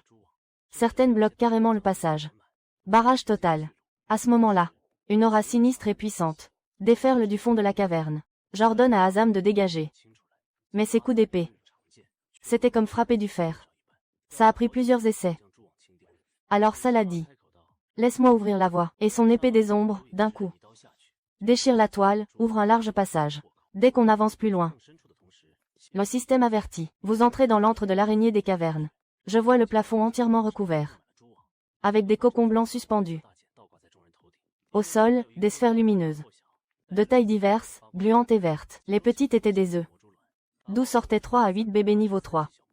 Les grosses, des œufs majeurs, donnant 1 ou 2 araignées niveau 15. Je regarde autour, des dizaines d'œufs au sol. J'ai eu la chair de poule. J'allais ordonner de tout détruire. Quand la toile au-dessus tremble. Une ombre monstrueuse de 5 mètres capte tous les regards. Le boss, l'araignée des cavernes. Elle crache une toile venimeuse, immobilisant Andrew. Mais Andrew rugit. Son corps grandit vite, se transformant en ours géant. Il déchire la toile et se libère. Je crie, assomme-le. Andrew ours saute et charge l'araignée en l'air. Mais l'araignée recule vite. Et son coup passe à côté. Cependant, au même instant, une lueur glacée fuse des ténèbres. La lame favorite de Salah touche. De douleur, l'araignée tremble. Un chiffre de dégâts apparaît, 643. J'ai lancé 3 éclats de glace, faisant environ 10 points de dégâts. Mais un éclat a gelé. Son corps s'est raidi, couvert de givre. Et il est tombé du plafond.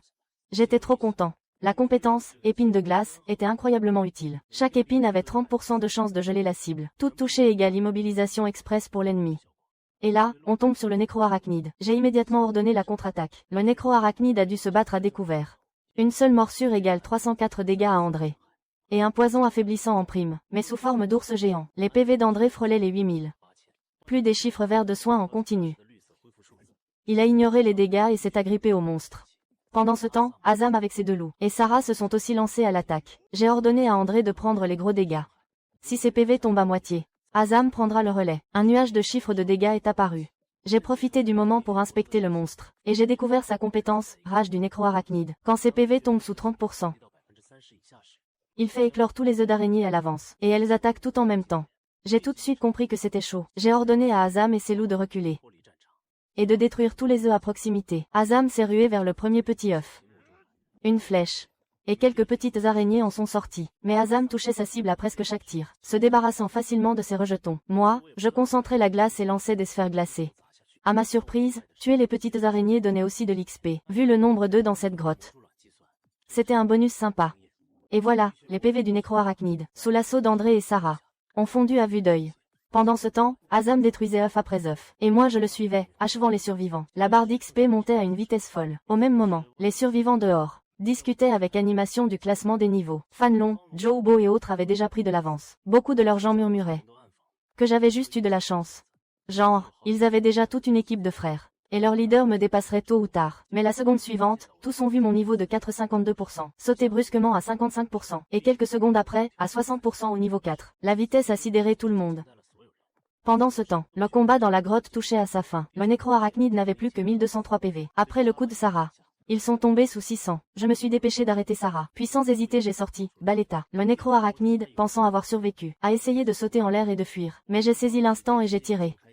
Un chiffre de dégâts est apparu instantanément 804. Le système a annoncé, créature d'élite niveau 20, nécro-arachnide, vaincu. Pour avoir vaincu une créature de niveau supérieur, XP multiplié par 5. Total, 2500 points. Les participants au combat, Liu Muxue, Sarah, André, Irène, Azam reçoivent chacun 1250 points d'XP. Votre niveau a augmenté. Niveau actuel, 5. Une lumière de montée de niveau nous a illuminés, moi et Liu Muxue. Ravi, j'ai commencé à examiner le butin. À part le cœur de force initial et le cristal d'éléments initiaux. Tout le reste était nouveau, y compris le contrat de familier initial, de qualité verte. Il pouvait convaincre une créature sauvage de devenir votre familier personnel, ainsi que le sort suprême du chaos, qui augmentait aléatoirement 3 ou 4 stats d'un compagnon.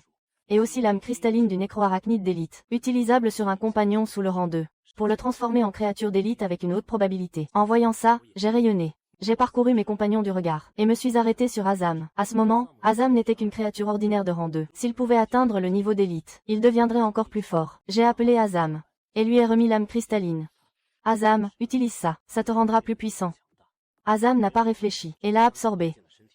L'instant suivant, son corps s'est soudain figé. Une aura incroyablement puissante s'en dégageait. Le système a annoncé, Azam a utilisé l'âme cristalline du nécro-arachnide. Évolution réussie en créature d'élite. Toutes les stats augmentées de 30%. Nouveau skill débloqué, souffle de lame glacée. Concentration de puissance givrée. Il balance une lame d'énergie qui gèle tout.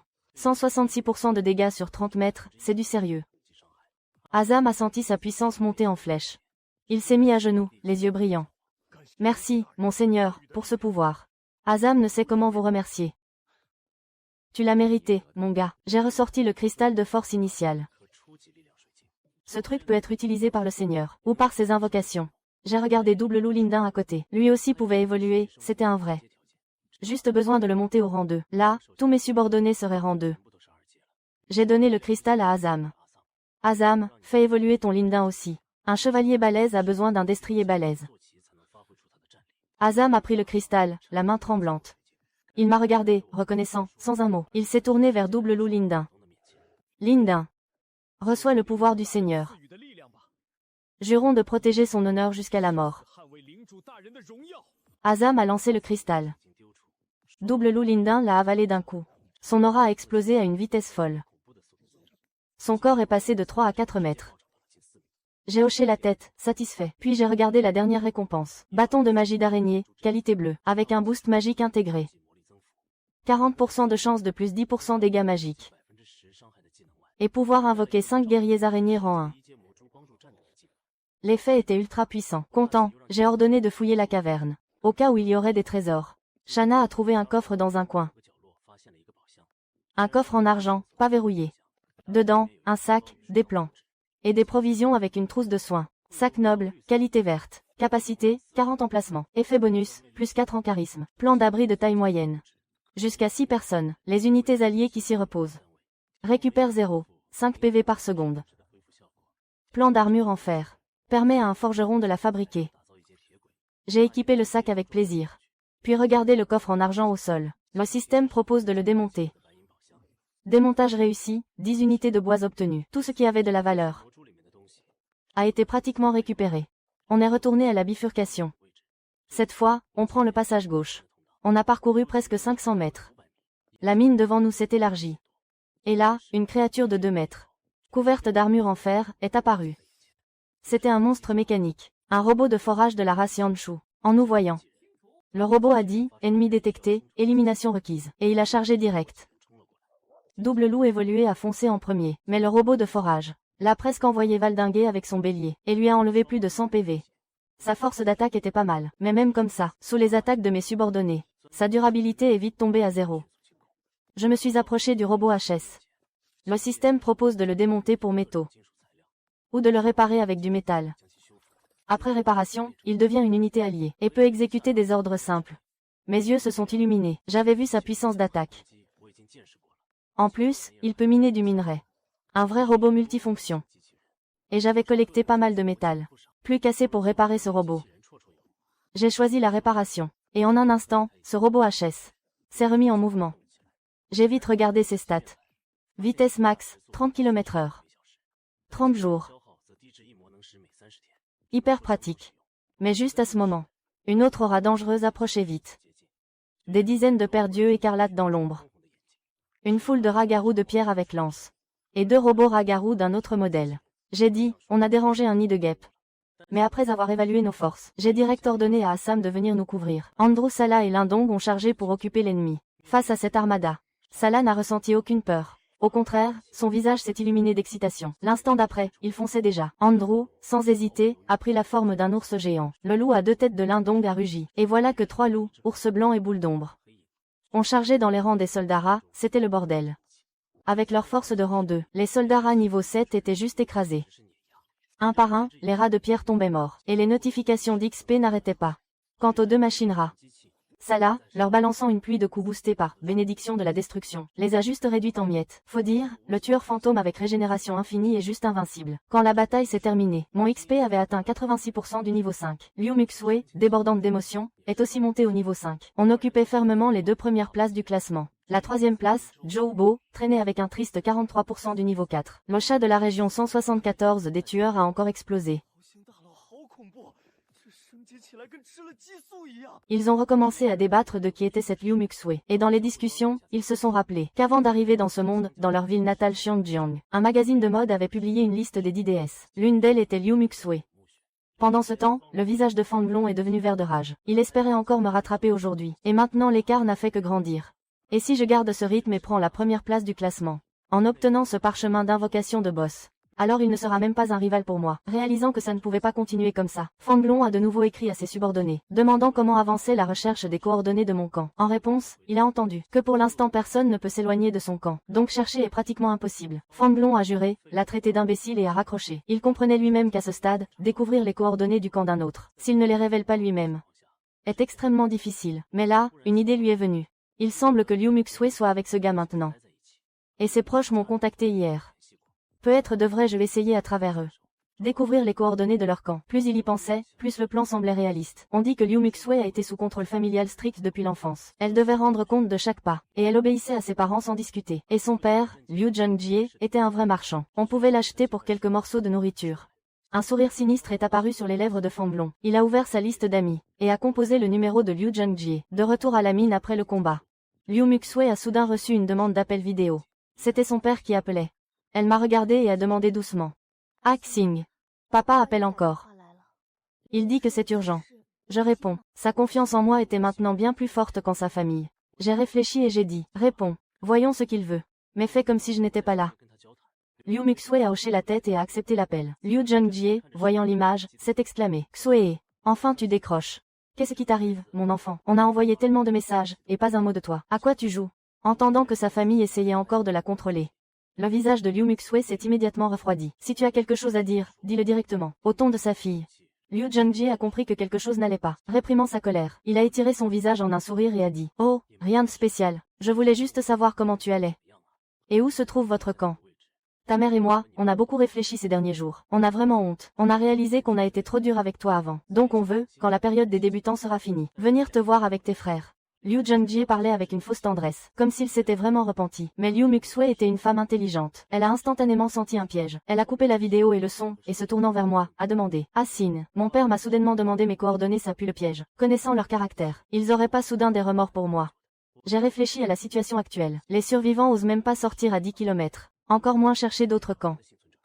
Et vu comment le père de Liu Muxwei et sa mère tiennent à leur vie, ils prendraient jamais un tel risque. Donc quelqu'un d'autre a envoyé Liu Zhengjie. Ils veulent mes coordonnées via la famille de Muxwei. Pas mal comme idée, je l'admets. Et je sais très bien qui est derrière ça.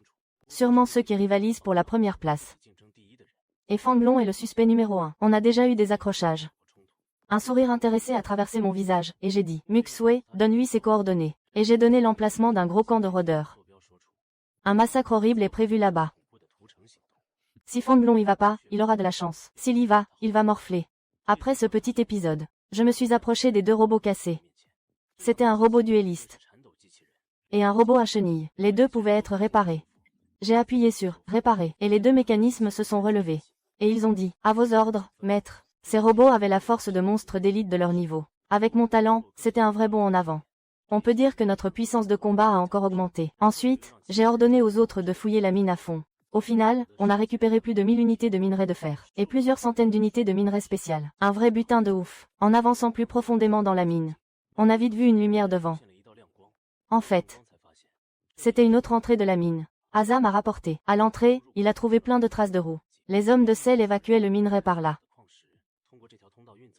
J'ai compris que les rattraper était impossible, et j'ai ordonné à quelques combattants de rentrer. Le butin était déjà plus que suffisant. Mais sur le chemin du retour au camp, Sarah, en éclaireuse, est soudainement apparue. Seigneur, il y a un combat devant. Un groupe de rôdeurs a encerclé un mammouth des glaces. Le druide à côté a dit, surpris, les mammouths des glaces sont des créatures puissantes en troupeau. Comment les rôdeurs peuvent-ils affronter une telle créature? Sarah a secoué la tête. C'est un petit séparé du troupeau. Mais il est tombé dans un piège des rôdeurs. En entendant ça, la colère a brillé dans les yeux du druide. Maudits rôdeurs. Non seulement ils détruisent les défenses de la ville, mais ils étendent leurs sales pattes aux mammouths sacrés. Ces destructeurs de la nature doivent être punis. Je vous en prie, Seigneur, aidez le pauvre mammouth. J'ai juste dit qu'on verrait d'abord la force de ces rôdeurs. Et on est monté au sommet de la faille du canyon. Plusieurs troncs d'arbres géants de 100 mètres traversaient le canyon comme des ponts. Mais un de ces ponts s'était effondré. Apparemment sous le poids d'une créature. En bas, dans le canyon, un mammouth avec une patte blessée, enchaîné, était coincé par une dizaine de rôdeurs. J'ai jeté un œil au stade du mammouth. Créature niveau 20, rang 2, catégorie boss. En pleine santé. Sa santé atteignait 15 000 points, c'est ouf. Plus plein de compétences propres vraiment terrifiant. Mais là, le mammouth était dans un état pitoyable. À cause de la chute et du siège, sa santé était tombée en dessous de 2000. Parmi les rôdeurs, il y avait un combattant d'élite niveau 15. 5 du rang 2 au-dessus du niveau 10. Et les autres en dessous de 10. Une telle force ne méritait même pas mon attention. J'ai ordonné à tous d'attaquer. Et d'éliminer tous les rôdeurs en bas, en voyant de nouveaux ennemis apparaître. Le seul rôdeur d'élite a pâli. Mais l'instant d'après, il a senti un frisson à l'arrière de son cou. Sarah s'était déjà approchée de lui par derrière, et avait sorti silencieusement la lame de l'ombre, infligeant instantanément 1700 points de dégâts à sa jambe. Le rôdeur d'élite a sifflé de douleur. Il a essayé de fuir, mais un ennemi pris pour cible par Sarah n'avait aucune chance de s'en sortir. Pendant ce temps, Andrew et Azam dispersaient les rôdeurs normaux un par un. Le combat s'est terminé très vite. J'ai ordonné à Assam et aux autres de nettoyer le champ de bataille, vite fait bien fait. Et Andrew m'a suivi, comme un petit canard. On s'est approché du mammouth de glace. Le géant était dans un état critique, limite KO. Plein de debuffs, sa santé dégringolait en direct. Andrew, les yeux pleins de pitié, l'a caressé doucement. Puis il m'a regardé en suppliant, « Tu peux le sauver. » J'ai tenté un soin de glace. Mais le système a dit, « Pas de soin pour les ennemis, désolé. » J'ai froncé les sourcils et secoué la tête. Mes pouvoirs marchent seulement sur mes sujets. Pour le mammouth, nada. En entendant ça, le désespoir a traversé le regard d'Andrew. Les chiffres de dégâts flottaient toujours au-dessus du mammouth. Sa santé était tombée sous les 1000, c'est chaud. Mais là, j'ai eu un flash. Après avoir vaincu l'araignée géante, le système m'avait donné un contrat de familier. Est-ce que ça marcherait sur une créature aussi puissante? Si le mammouth devient allié, je pourrais le soigner. J'ai demandé à Andrew s'il pouvait lui parler. Il a répondu qu'il pouvait expliquer des choses simples. Alors demande-lui s'il accepte de devenir mon familier par contrat. C'est le seul moyen de l'aider. Andrew a pris son courage à deux mains. Les mammouths sont puissants et fiers, c'est connu. Peu de guerriers arrivent à les apprivoiser. Mais pour lui sauver la vie, Andrew a décidé de tenter le coup. Il a posé sa patte sur le corps du mammouth et a émis des sons bizarres. Le mammouth a bougé les yeux avec peine. Il m'a regardé, puis Andrew. Après une hésitation, il a émis un grognement grave. Andrew a aussitôt crié de joie. « Maître, le mammouth accepte d'être votre familier. S'il vous plaît, acceptez-le et soignez-le. » Mes yeux se sont illuminés. Une créature de niveau boss, et en plus jeune. Son potentiel était évident. J'ai sorti le parchemin de contrat de familier. Normalement, le taux de réussite est hyper bas. Mais comme le mammouth a donné son accord et ne résistera pas, les chances sont devenues de 100%. Le parchemin a disparu dans une lueur, devenant une sphère de lumière blanche qui a enveloppé le mammouth. À cet instant, le mammouth a senti quelque chose. Un lien étrange s'est créé entre nous. Le système a annoncé, contrat réussi. Le mammouth de glace est devenu votre familier. La population du territoire a augmenté de 5. Waouh, 5 unités de population d'un coup. Mais vu sa puissance, je m'en contente. On pouvait aussi donner un nom au familier. Je l'ai appelé Bei. Puis j'ai dit à Liu Muxue d'utiliser des potions de purification pour enlever tous les debuffs. Et moi, j'ai utilisé le soin de glace pour commencer à guérir Bei. Maintenant, il ne restait plus qu'à attendre que sa santé remonte. Bientôt, la santé du mammouth a dépassé les 10 000. Mais quand elle a atteint 12 000, la croissance s'est arrêtée. La raison, une fracture grave. La santé max a baissé de 20%. Dans cet état, Bei tenait à peine debout, mais ne pouvait pas marcher. J'ai demandé à Andrew de l'aider. Andrew a hoché la tête, s'est approché de Bei par derrière, et, en soulevant sa puissante patte, l'a calmé. Tiens bon un peu. Sur ces mots, il a tiré d'un coup sec. Un craquement d'os qui se remet en place a retenti. Bei a poussé un rugissement de douleur. Un chiffre de dégâts est apparu au-dessus de lui, 2724. Mais sous l'effet du soin de glace, sa santé a recommencé à augmenter, jusqu'à être complètement restaurée. Alors le mammouth a levé sa trompe et a poussé un rugissement puissant et plein de force. Puis il a baissé la tête et s'est approché de moi. Il a frotté doucement sa trompe contre moi. Au même moment, le système a annoncé: pour avoir guéri votre familier Bei, sa loyauté a augmenté. Niveau de loyauté actuel, 90. Quand la loyauté atteindra 100, vous aurez totalement gagné la confiance du familier et débloquerez la fonction de monture. Pendant ce temps, Assam, après avoir fini d'explorer les alentours, a rapporté. Il a inspecté les deux côtés du canyon, mais n'a pas trouvé de chemin pour que le mammouth monte. La profondeur du canyon, 70-80 mètres. Les pentes sont assez raides.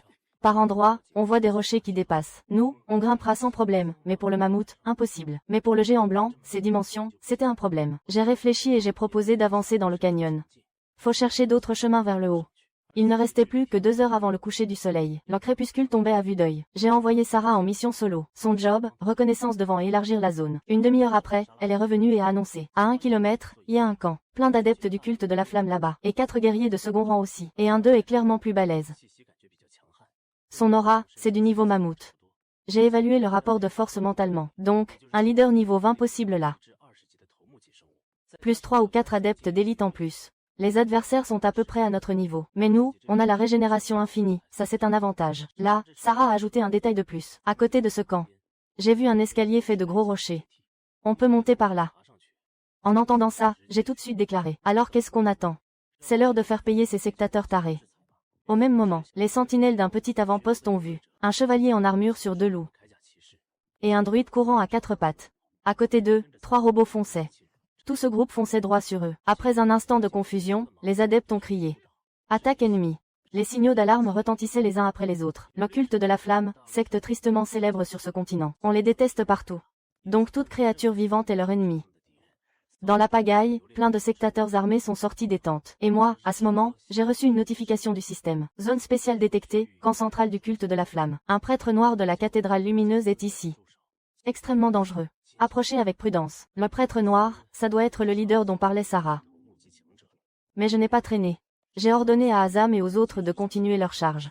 Contre les adeptes normaux, les guerriers de second rang comme Andrew les expédiaient en un coup. Sans parler des robots taupes qui défonçaient tout sur leur passage. Bientôt, les forces du culte ont commencé à reculer.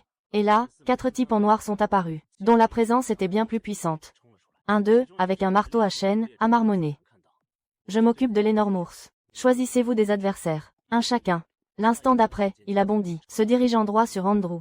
Au même moment, les 3 autres adeptes en cap se sont engagés contre Azam et les 2 robots. Et le combat s'est soudain enlisé. Moi, j'ai vu les stats de ces adeptes. Tous, créatures d'élite de second rang niveau 15. Et, Assine. On donne un coup de main. Pas besoin. On a encore un atout dans notre manche.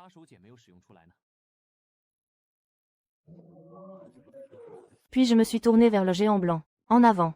L'instant suivant, un rugissement terrifiant a retenti. Le géant blanc a fait irruption sur le champ de bataille, balayant tout, repoussant instantanément tous les sectateurs sur son passage. Mais à ce moment précis, une autre silhouette sombre a jailli du camp. Sa vitesse était encore plus élevée que celle de Sarah. Elle s'est retrouvée derrière le géant blanc et a porté un coup glacial, lui retirant plus de 1000 points de vie direct. Le géant a rugi de douleur et s'est retourné. Il a balayé avec sa trompe, mais l'adversaire a esquivé avec agilité. Là seulement, je l'ai bien vu. C'était un homme en longue robe noire et masque. Son statut indiquait « prêtre noir du culte de la flamme ». Créature leader de second rang, niveau 20. Au même moment, le prêtre a de nouveau attaqué le géant. Grâce à sa vivacité, il dominait clairement le combat. Li Muxue s'est inquiété à nouveau. On dirait que le géant ne fait pas le poids. Je l'ai rassuré. Il va bientôt avoir de l'aide. À ce moment-là, Sarah avait déjà réglé ses adversaires en silence. Et sur mon ordre, elle s'est ruée vers le prêtre noir. La lame de sa dague d'ombre a fendu l'air. Le prêtre a senti un froid glacial dans son dos. Son visage s'est déformé. Au moment critique, il a pivoté brusquement, levant sa dague. Le choc métallique a confirmé, Sarah ne lui cédait pas en force. Le prêtre a crié. Il y a un autre maître ici. Sarah, silencieuse, a de nouveau brandi sa dague. Deux tueurs d'élite se sont affrontés en un clin d'œil. Mais Shara, moins forte que le prêtre en noir, s'est vite retrouvé sur la défensive. Mais le prêtre noir n'a pas eu le temps de se réjouir, que le grand blanc, profitant de l'instant, par derrière, l'a envoyé valser d'un coup de fouet. Pendant ce temps, avec l'arrivée du robot ruban et du robot tremblant, les 4 Yule d'élite ont été rapidement éliminés. J'ai immédiatement ordonné à Assam et aux autres d'aller aider Shara. De l'autre côté, le visage du prêtre noir s'est assombri encore plus. Gérer ces deux créatures puissantes était déjà difficile pour lui. Et maintenant, plusieurs adversaires sérieux se ruent sur lui. Il ne pouvait tout simplement pas gagner. Putain de merde. D'où sort ce groupe de maîtres? Et comment ont-ils trouvé mon camp? Il était déjà sur le point de fuir, mais à chaque fois, Shara, comme une mouche chiante, se collait à nouveau à lui, ne lui laissant aucune chance. En plus, les puissantes attaques du Grand Blanc s'abattaient sur lui sans relâche. Au moment critique, il a juré. Je me souviendrai de vos visages. Dès que je serai parti, je rapporterai tout au chef. Dans tout le désert enneigé, notre église de la lumière vous traquera sans fin ni pitié. En disant cela, une boule ronde est apparue soudain dans sa main. En la lançant au sol, il a provoqué des nuages de fumée. Et sa silhouette a disparu sur place. Quand il est réapparu, une énorme distance nous séparait déjà. En voyant ça, j'ai juste souri. Tu crois vraiment que le gibier peut s'envoler? Et une longue lance est apparue dans ma main, c'était Barrett. Un coup a retenti en un instant. Le chiffre des dégâts 874 est apparu au-dessus du prêtre noir. Ce tir a aussi provoqué un effet de pénétration d'armure. Le corps du chef Yule en fuite s'est soudain affaissé. Se retournant avec difficulté, il m'a regardé avec incrédulité, puis est simplement tombé raide mort. Alerte système, meurtre réussi du prêtre Yule en noir. Meurtre d'un monstre de niveau supérieur. 4800 points d'expérience obtenus. Niveau actuel 7ème. Pour le meurtre du prêtre noir, trophées obtenus, âme robuste de chef. Armure bleue, dard silencieux. Plan de construction, 9 canons. Félicitations, puisque vous êtes le premier survivant du serveur à avoir tué une créature de rang chef. Vous obtenez la récompense du premier meurtre, livre de compétences, double bouclier mobile. Vous avez détruit le camp central des Yule. 200 points de réputation obtenus. En voyant ça, je ne pouvais que dire, waouh, ça c'est du butin de folie. J'ai d'abord vérifié dans mon sac ce fameux amas d'âme violet. Âme robuste de chef. Peut être utilisé sur un compagnon d'élite de niveau inférieur au deuxième, pour le faire évoluer en créature de rang chef avec une haute probabilité. Chance de succès de 50% à 80%. Une joie intense est apparue sur mon visage. Ça peut faire évoluer une créature d'élite en chef. En passant d'élite à rang chef, toutes les stats sont boostées. Et on peut apprendre une nouvelle compétence. C'est un bon qualitatif. J'ai jeté un regard autour. Assam, Andrew et Shara sur le champ de bataille tous remplissent les conditions. En même temps, les membres de mon territoire ont aussi vu la force incroyable de cette âme, capable de leur permettre une transformation, de monter d'un niveau supérieur. Une lueur de désir est apparue dans les yeux de chacun. Même Shara, toujours froide et arrogante, a involontairement posé son regard sur moi. Après une brève réflexion, j'ai directement jeté cet amas d'âme à Shara. Shara, figée en l'attrapant, a demandé avec méfiance. Tu es sûr de vouloir me donner ça? J'ai hoché la tête. À ce stade, Shara est la candidate la plus adaptée pour utiliser cette âme. Devenue créature de rang chef, sa puissance de combat déjà exceptionnelle sera énormément boostée. Alors j'ai dit, utilise-la. J'espère que tu deviendras la tueuse la plus forte, et que tu redonneras sa gloire passée au sanctuaire des ombres. La respiration de Shara s'est accélérée. Prenant cette âme à dame, elle l'a immédiatement absorbée. Simultanément, le système a notifié. Grâce à votre générosité, vous avez touché la membre du territoire Shara. Niveau de loyauté augmenté. Niveau de loyauté actuel, 91. J'étais très satisfait. 91 points de loyauté, c'est presque le niveau, prêt à mourir pour toi. Dans cet état, Shara serait même prête à donner sa vie pour moi. En attendant la fin de la transformation de Shara, j'ai vérifié le deuxième objet violet. C'était la récompense du premier meurtre, donné par le système. Le livre de compétences, double bouclier mobile. Applique un double bouclier mobile, entourant vous-même ou un allié. Réduit les dégâts reçus de 20%. Inflige des dégâts de glace, pénétré de sincérité spirituelle, et ralentit aussi la vitesse de déplacement et d'attaque de la cible. L'effet du bouclier dure 60 secondes. On peut l'activer et le désactiver à volonté. Dans mon âme, l'émerveillement a de nouveau flambé. C'est pas qu'un simple skill qui réduit les dégâts. C'est une capacité de ouf, mélangeant contrôle et protection. J'ai appuyé direct pour l'apprendre, et je l'ai utilisé sur moi immédiatement. Le système a tout de suite donné un indice. Le talent, force éternelle, est entré en vigueur. Cette compétence est devenue un état permanent. Au même moment, Sarah, de l'autre côté, a fini sa transformation. Le système a annoncé, Sarah, membre de vos terres, a terminé sa métamorphose, et est passée au niveau de boss. Toutes ses stats ont augmenté de 30%. Elle a appris une nouvelle compétence. Flash pentacolore. Flash pentacolore. À une vitesse incroyable. Elle fonce instantanément sur une grande distance. Et inflige aux ennemis sur son chemin des dégâts tranchants à 110%. J'ai hoché la tête, satisfait. Et puis j'ai annoncé. Fouillez ce camp à fond, toutes les provisions. Et ensuite on se prépare à rentrer. On a trouvé pas mal de pièces, de la bouffe et même de l'alcool. Puis on est arrivé à la dernière cabane du camp. Celle d'où était sorti le prêtre de la panthère noire. En entrant, on a vu un feu qui brûlait. À côté, il y avait une petite table en bois, et sur la table, une carte jaunie sur parchemin. Je l'ai prise. Le système a informé, carte de la steppe glacée obtenue. En dépliant la carte, j'ai vu plein de symboles différents.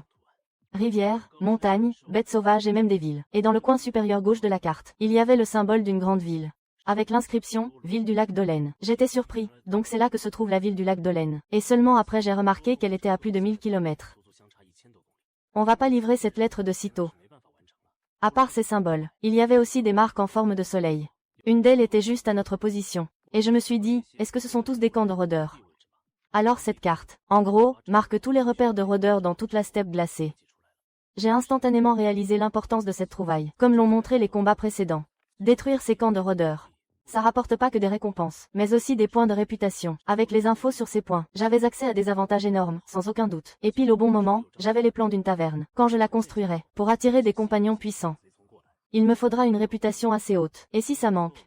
On pourra juste s'occuper de quelques camps de rôdeurs. À ce moment, Liu Muxue a trouvé un coffre dans un coin. À l'intérieur, il y avait divers produits. Les plans pour construire une tour de guet de base, un livre de compétences, bénédiction du courage, et un diamant noir. J'ai regardé les propriétés du livre de compétences. Livre de compétences, bénédiction du courage. Concentre la force des aurores boréales. Augmente la valeur d'esprit des créatures alliées dans une zone. Et aussi leur attaque physique et magique d'une fois et demie. L'effet dure 90 secondes. J'ai tout de suite pensé, mais c'est une des compétences de support clé pour le chevalier de l'aurore au début. Même si l'esprit actuel de Liu Muxue était bas, et que le boost d'attaque semblait pas énorme. Mais dès qu'elle montera de niveau, et augmentera sa stat d'esprit, une seule de ces bénédictions boostera l'attaque de toute l'équipe. Donc j'ai donné le livre à Liu Muxue direct pour qu'elle l'apprenne. Pour le diamant noir, c'est un matériau spécial. Inséré dans un équipement, il augmente le charisme de 20 points. Et le système a indiqué, les diamants noirs sont extrêmement rares, et très prisés par la noblesse. Pour une seule pierre, il y a des enchères sérieuses, et elle peut partir à un prix astronomique.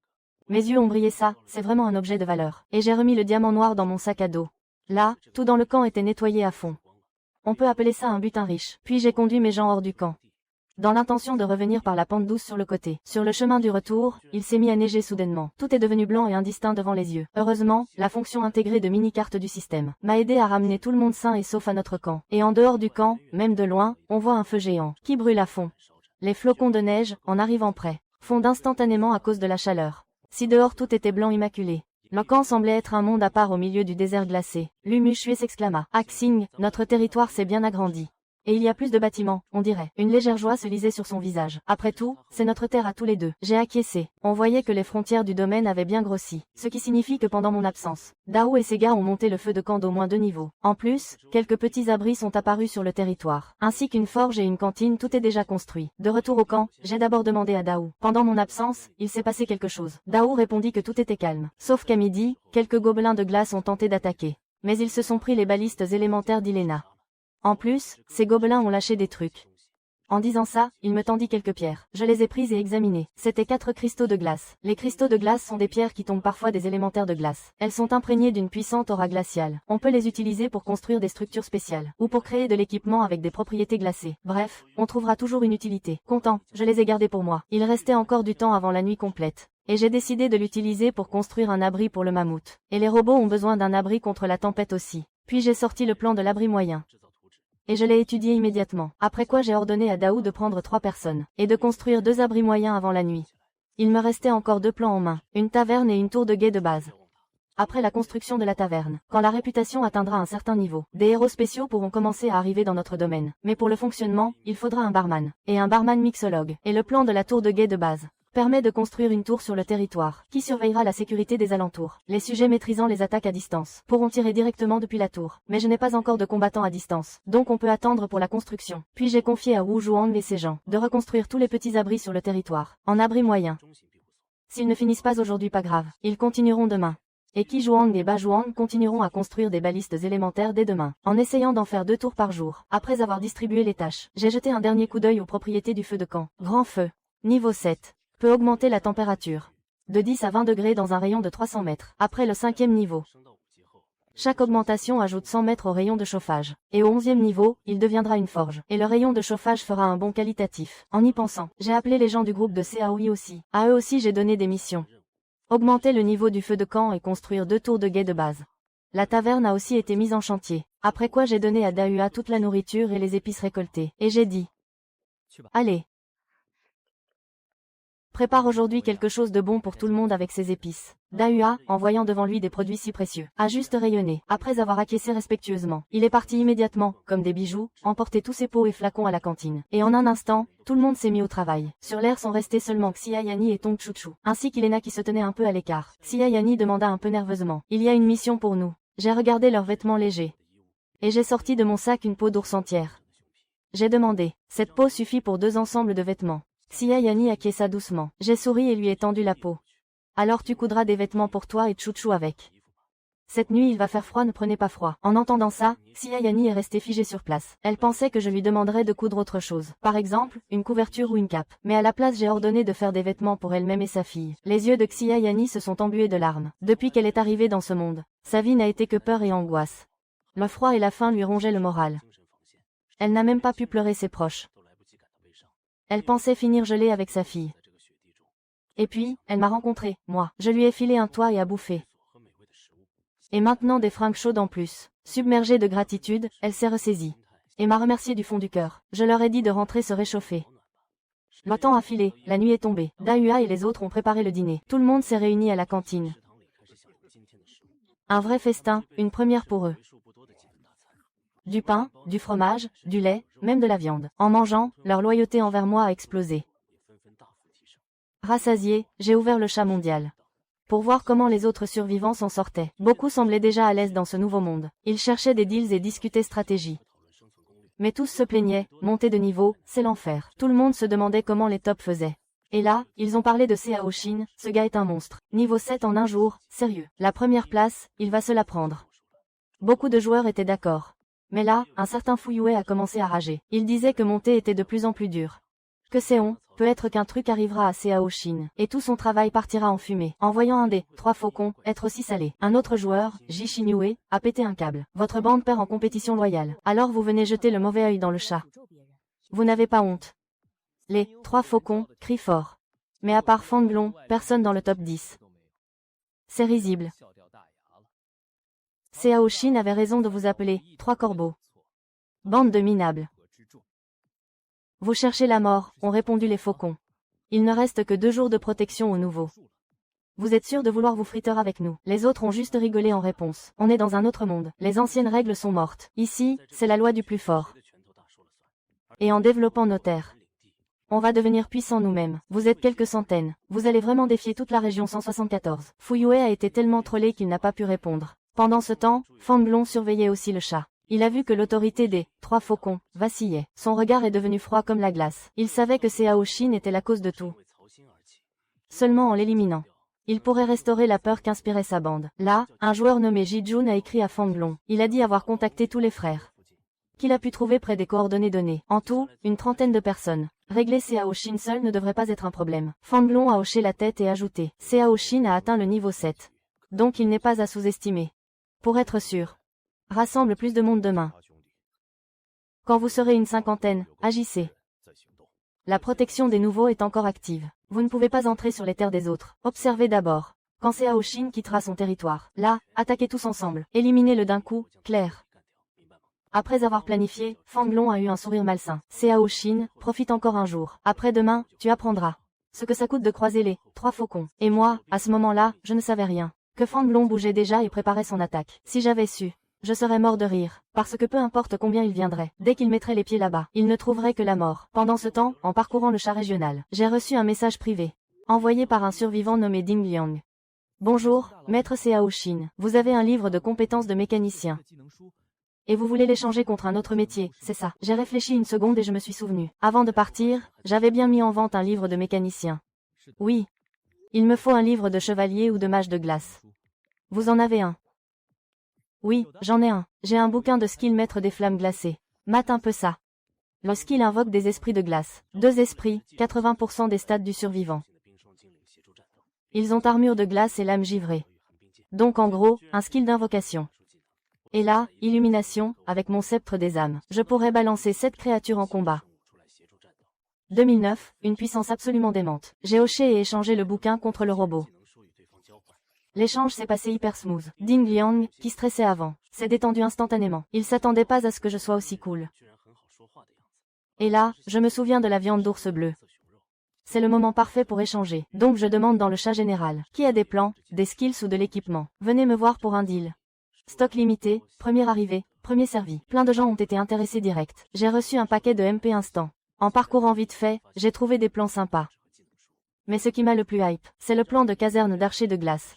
Ça permet de construire un camp d'entraînement, où les civils deviennent des archers de glace op. Ça va me servir grave. Je pourrais entraîner CAOI et CAOE. Et les poster sur les tours de garde. Ou les envoyer en mission. Mais pour construire le camp, il faut un manuel d'entraînement d'archers de glace. Et ça drop que sur des monstres sauvages, avec un taux pourri. Je l'ai pas encore, mais j'ai quand même échangé tous les plans d'abord. J'ai chopé 4 ou 5 plans. Et pour Liu Muxue, un skill, contre du bouclier. Un skill obligatoire pour les chevaliers débutants. Le lendemain arrive. Les habitants attendent à l'entrée du manoir. Quand Liu Muxue et moi sortons, il nous salue avec respect. Puissant Seigneur. Que votre santé soit éternelle. Belle Dame Seigneur. Que votre beauté dure à jamais. En l'entendant appeler « Dame Seigneur », Liu Muxue rougit mais ne dit rien. Moi, je fais signe à Dashwan, et lui ordonne de poser les rails et wagonnets. Pour les relier à la mine de charbon. Et booster l'extraction. Dashwan hoche la tête et dit que les rails, 2 jours max. Et il exploitera la mine à fond. Puis je me tourne vers CAOI. Je lui confie la fonte du minerai que j'ai récolté. Mais pour traiter des trucs comme le vrai argent, il faut améliorer la fonderie au niveau 3. Donc pour l'instant, que fer ou cuivre. Là, Ilarn s'approche et dit. Hier, des gobelins de glace ont attaqué, mais les tours les ont atomisés. J'ai suivi leurs traces. Et à 2 kilomètres de chez nous, j'ai trouvé une grotte. On dirait qu'une bande de gobelins de glace y habite. Des créatures de rang 1 ou 2. Un peu plus fortes que moi. Ilarn, en glandant à la maison, a gagné quelques niveaux. Il est niveau 7 maintenant. Donc ces gobelins sont niveau 8 ou 9. Aucun danger pour moi. Je réfléchis et sors un cristal écarlate. Et je le lance à Ilarn. Ilarn l'attrape et me regarde, perplexe. L'encore de force initiale que je t'avais promis. Quand tu atteindras le niveau 10, tu pourras l'utiliser pour évoluer en rang 2. En entendant ça, Ilarn hausse les épaules. J'avais bien promis ça. Mais il s'attendait pas à ce que je m'en souvienne. Dans ses yeux, une lueur. Pas typique des créatures froides, un regard chaud. Merci, respectable seigneur. Ilarn le serpent est prêt à tout pour vous. Et le système notifie, loyauté d'Ilarn augmentée. De 85 à 95. En voyant cette lueur dans ses yeux. Je me dis, plus la loyauté est haute, plus les sujets font confiance au Seigneur. Au maximum, ils mettront les ordres du Seigneur, au-dessus de leur propre vie. Et pour certaines créatures spéciales, une telle dévotion peut devenir quelque chose de plus. Est-ce qu'Ilarn ressent quelque chose pour moi? J'ai soudain un frisson. J'ai juste dit à Ilnar de conduire. D'abord, on va régler cette grotte de gobelins. On est arrivé à la grotte. Le massacre de gobelins. C'était trop facile, même pas drôle, mais le butin était pas mal. À part quelques cristaux de glace, on a trouvé un parchemin d'invocation d'archer Ascalon, et une âme d'élite terne, plus d'autres matos. Là, le système a notifié. Mine de cuivre moyenne 100 mètres détectée. Commencer le combat. J'ai choisi, oui, et j'ai eu un coffre en bronze. À l'intérieur, en plus des ressources habituelles, il y avait un manuel d'entraînement pour archer de glace. J'avais même pas fini de penser, il me faut ça. Que le manuel m'a trouvé tout seul. J'étais trop hype. J'ai appelé tout le monde à rentrer au domaine, mais peu après le retour. Des silhouettes sont apparues dans la neige devant le domaine. Mon regard est devenu instantanément aiguisé. Dans ces neiges, même un normal a du mal à bouger. Et là, tout un groupe. C'était clairement pas un hasard. J'ai immédiatement ordonné d'être sur ses gardes. Instantanément, toutes les créatures mercenaires du domaine ont sorti leurs armes et se sont préparées au combat. Shala s'est caché dans l'ombre directe. Les chefs qui travaillaient dehors se sont précipités en premier dans le domaine, et ces silhouettes semblaient aussi se diriger vers mon camp. En approchant, j'ai vu que c'était une caravane commerciale. Un groupe gardait 5 chariots impressionnants. Sur tous les chariots, un lion noir était peint. Seigneur. On dirait la caravane de la guilde du lion noir. La guilde du lion noir, une des 3 plus fortes du continent ouest. On dit qu'ils font tous les business. Leur route commerciale traverse tout le continent. Je me suis un peu détendu. Si c'est des marchands, moins de stress. Mais j'ai remarqué que parmi les gardes de la caravane, il y avait des créatures humanoïdes grandes avec des têtes de chat. Azam a continué d'expliquer, c'est le peuple Shira, une race née pour le combat. Ils font souvent du mercenariat. Et 2 d'entre eux m'ont donné une forte menace. J'ai vérifié leurs stats niveau 25, créatures d'élite rang 3. Plusieurs créatures d'élite rang 3, plus un groupe de garde au moins rang 2. Maintenant je comprends comment cette caravane ose voyager en terre dangereuse. Plus l'environnement est dangereux, plus le profit est élevé. Si tu traverses des terres hostiles pour atteindre les villes, tu peux vendre tes marchandises plusieurs fois. Ou même des dizaines de fois plus cher. À ce moment, un marchand plutôt petit est descendu d'un chariot. Il s'est approché de mon domaine et s'est exclamé. Un domaine apparut soudainement. Un feu qui ne s'éteint jamais tant qu'il y a du combustible. Seriez-vous le seigneur élu? Appelé par la volonté du monde depuis un autre monde. Il me regardait avec excitation et a instinctivement tendu la main pour serrer. Mais en approchant de la limite du domaine, il a heurté un mur d'air invisible. La stupeur est apparue dans les yeux du marchand. Une force m'empêche d'entrer. C'est vraiment un domaine élu. Mon Dieu. Puis il m'a regardé et a fait une courtoise révérence. Seigneur élu. Hilton de la guilde du Lion Noir vous salue. J'ai hoché la tête. Le seigneur Cao Shin vous salue. Maître Hilton. Puis j'ai vérifié les stats de Hilton. Il n'avait que niveau 6. Mais plein de compétences de vie, art de la négociation, sens du commerce, sens du danger, intuition monétaire, etc. Pas étonnant que ce gars puisse mener une caravane dans la neige. J'ai demandé, Maître Hilton, qu'est-ce qui vous amène à mon domaine? Seigneur Cao Shin, désolé de vous déranger. Notre guilde du Lion Noir voyage à travers le continent, et commerce avec les seigneurs et la noblesse. En voyant votre domaine, on a décidé de s'arrêter. Souhaiteriez-vous faire affaire avec notre guilde? Si vous avez des objets précieux ou difficiles à évaluer, vous pouvez nous les vendre. Je vous proposerai un prix juste. Vous pouvez aussi regarder les marchandises de notre caravane. Peut-être que quelque chose vous intéressera. Là, le système a notifié. Hilton de la guilde du Lion Noir propose de consulter sa liste de marchandises. Accepté. J'ai appuyé sur « Oui » et une grande variété d'objets est apparue devant moi. Potions secrètes bleues, matériaux violets, équipements violets, tout était en vue. Et au milieu de tout ça un bouclier doré, le bouclier du Saint-Chevalier. Ce spectacle m'a coupé le souffle. Dans ce monde, les matériaux et l'équipement ont des rangs. Blanc égale basique, vert égale qualité, bleu égale excellent, violet égale rare. Et l'or, c'est l'artefact légendaire. Les objets dorés ont des pouvoirs uniques et sont inestimables. À ce stade, la plupart survivent encore avec de l'équipement blanc. Et moi, j'ai un équipement doré sous les yeux. Facile d'imaginer. Sa valeur monstrueuse. Mais son prix est tout simplement ouf. 900 000 couronnes. Le marchand Hilton demande avec un sourire. Alors, Seigneur Cao Shin, ça vous plaît? Quelque chose vous fait de l'œil. J'ai soupiré. Ça me fait de l'œil, oui, mais c'est hors de prix. Toute ma fortune, un peu plus de 10 000. Et encore, je les ai gagnés en écrasant 2 camps d'égarés. Hilton sourit, sans s'en faire. Pas grave. Seigneur Cao Shin, regardez si vous avez quelque chose de spécial. Si vous doutez de sa valeur, laissez-moi voir. Si l'objet convient, nous l'achèterons avec plaisir. J'ai réfléchi et sorti le liquide visqueux obtenu après avoir vaincu les rochers. Hilton l'examine et dit, c'est un lubrifiant. Traité, ça fait une excellente huile pour machine. Si vous vendez, je propose 50 couronnes l'unité. Ça vous va? J'ai approuvé et vendu les 364 doses de mucus. J'ai en poche 17 300 pièces. Maintenant, j'ai plus de 30 000. Une vraie fortune. Et là, je me suis rappelé d'un autre truc à vendre.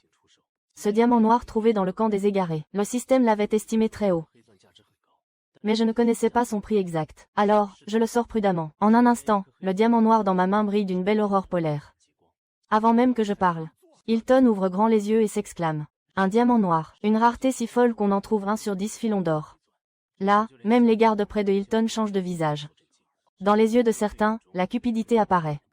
Azam, voyant leur regard, dégaine instantanément, et se place en défense près de moi. Andrew se prépare aussi au combat. Notre réaction force toute la garde à sortir ses armes. En un instant, la situation devient ultra tendue. Hilton comprend tout. Mais qu'est-ce que vous faites? Qui vous a permis de pointer vos armes sur le respectable seigneur Cao Shin? Baissez vos armes immédiatement. Baissez. Baissez. Baissez. Et excusez-vous tout de suite devant sa seigneurie. À l'instant. Si quelqu'un gâche cette affaire, je rapporterai immédiatement à la guilde des 2 épées. Et vous serez tous jetés dehors. En entendant ça, les mercenaires blêmissent. Ils rangent leurs armes. Et s'agenouillent dans la neige pour demander pardon. J'ai fait un geste de la main, sans m'en soucier, et ordonné aux miens de ranger leurs armes aussi. Voyant ça, Hilton souffle de soulagement. Il avait vraiment peur que je refuse de traiter à cause de ses gardes. Car il sait mieux que quiconque la valeur incroyable de ce diamant noir. Alors Hilton demande prudemment. Très honoré seigneur élu. Souhaiteriez-vous vendre ce diamant noir à notre guilde marchande, cadavre noir? Je regarde le diamant dans ma main. Une réflexion traverse mes yeux. Leur réaction montre clairement que son prix doit être astronomique. Même plus élevé que l'équipement violet. Mais égaler l'or, difficile à dire. Et je demande. Maître Hilton. Quel prix proposez-vous? Hilton se plonge dans ses pensées. En vrai marchand. Il utiliserait bien sûr toute son éloquence pour minimiser la valeur du diamant, puis faire chuter le prix. Et l'acheter pour 3 fois rien. Pour maximiser son profit. Mais mon statut de seigneur élu, et le fait que j'ai sorti un diamant noir direct, on fait voir Hilton en moi un seigneur au gros potentiel. Si je fais bonne impression, on pourra peut-être retravailler ensemble plus tard. Du coup, Hilton a lâché. Un diamant noir normal vaut 200 à 400 K couronnes. Mais un de qualité orange suprême peut monter à 500 K. En entendant ça, j'ai pas pu cacher mon sourire. 500 K, c'est déjà plus qu'un équipement violet. Mais ces mots suivants m'ont encore plus réjoui. Mais ton spécimen à toi, c'est un chef-d'œuvre. 950 000 couronnes. Ça te va? Mes yeux ont brillé d'une lumière dorée. Ce prix dépasse même celui du bouclier en or. J'ai réfléchi 2 secondes et j'ai dit, allez, faisons comme ça. Je veux ce bouclier en or. Plus 100K couronnes pile 1 million. En entendant mes 50K de plus, Hilton a hésité un instant. Puis il a hoché, marché conclu. Sur ce, il a fait signe à ses mercenaires derrière lui. 2 mercenaires sont arrivés avec de grandes caisses noires. Et ils les ont ouvertes devant moi. Dans une caisse, il y avait le fameux bouclier. L'autre était pleine à craquer de couronnes. Hilton a dit avec admiration, « Seigneur Seaoshin, vous avez un goût exquis. J'ai obtenu ce bouclier d'une ancienne tribu. » Son artisanat a impressionné même le maître forgeron Nintaidak. Il a dit que c'était peut-être le dernier au monde. J'ai hoché, sans trop y croire. Les marchands aiment gonfler la valeur pour augmenter le prix. Donc j'ai procédé à l'échange direct. Quand la transaction fut terminée, les 2 parties étaient satisfaites. Là, Hilton m'a regardé avec avidité et a dit, « Cher seigneur élu, vous n'auriez pas d'autres objets spéciaux? » Pas pour l'instant. Pas grave, seigneur Seaoshin. Je reviendrai souvent sur la plaine de glace des vents. On pourra faire affaire. J'ai souri et j'ai hoché. C'est d'accord. Sur ce, je suis sorti du domaine et j'ai serré la main d'Hilton, montrant ma bonne volonté. Hilton a dit, ce fut un plaisir, et a jeté un autre regard à mon domaine derrière moi. Son regard s'est arrêté sur la taverne à moitié construite. Ses yeux se sont illuminés, comme s'il prenait une décision. Seigneur Seaoshin, je vois que votre domaine prend forme. Vous avez presque fini la taverne. Souhaiteriez-vous établir des relations commerciales avec notre guilde du marché noir? À l'avenir, quand notre guilde commercera ici, nous viendrons dans votre domaine comme point de vente. Bien sûr, nous paierons un certain loyer, et en tant que partenaire, vous bénéficierez d'une réduction de 5% dans notre guilde. Notification du système. La prospérité de votre domaine a atteint le niveau requis. Hilton de la guilde du marché noir propose d'établir des relations commerciales. Accepté. Cette offre était avantageuse pour moi. Donc j'ai hoché, monsieur Hilton. Je suis heureux de collaborer avec votre guilde. En entendant ça, Hilton a souri instantanément. Et au même moment, le système a rappelé. La bienveillance avec la guilde du marché noir a augmenté. Niveau actuel, amical. J'ai ajouté. Mon domaine est encore en construction. Finir tous les bâtiments prendra du temps. Hilton a fait un geste de la main. Pas grave, pas besoin de se presser. Là, Hilton a semblé se souvenir de quelque chose. Seigneur Seaoshin. Construire un domaine demande de la main-d'œuvre. Vous n'auriez pas besoin de nouveaux sujets.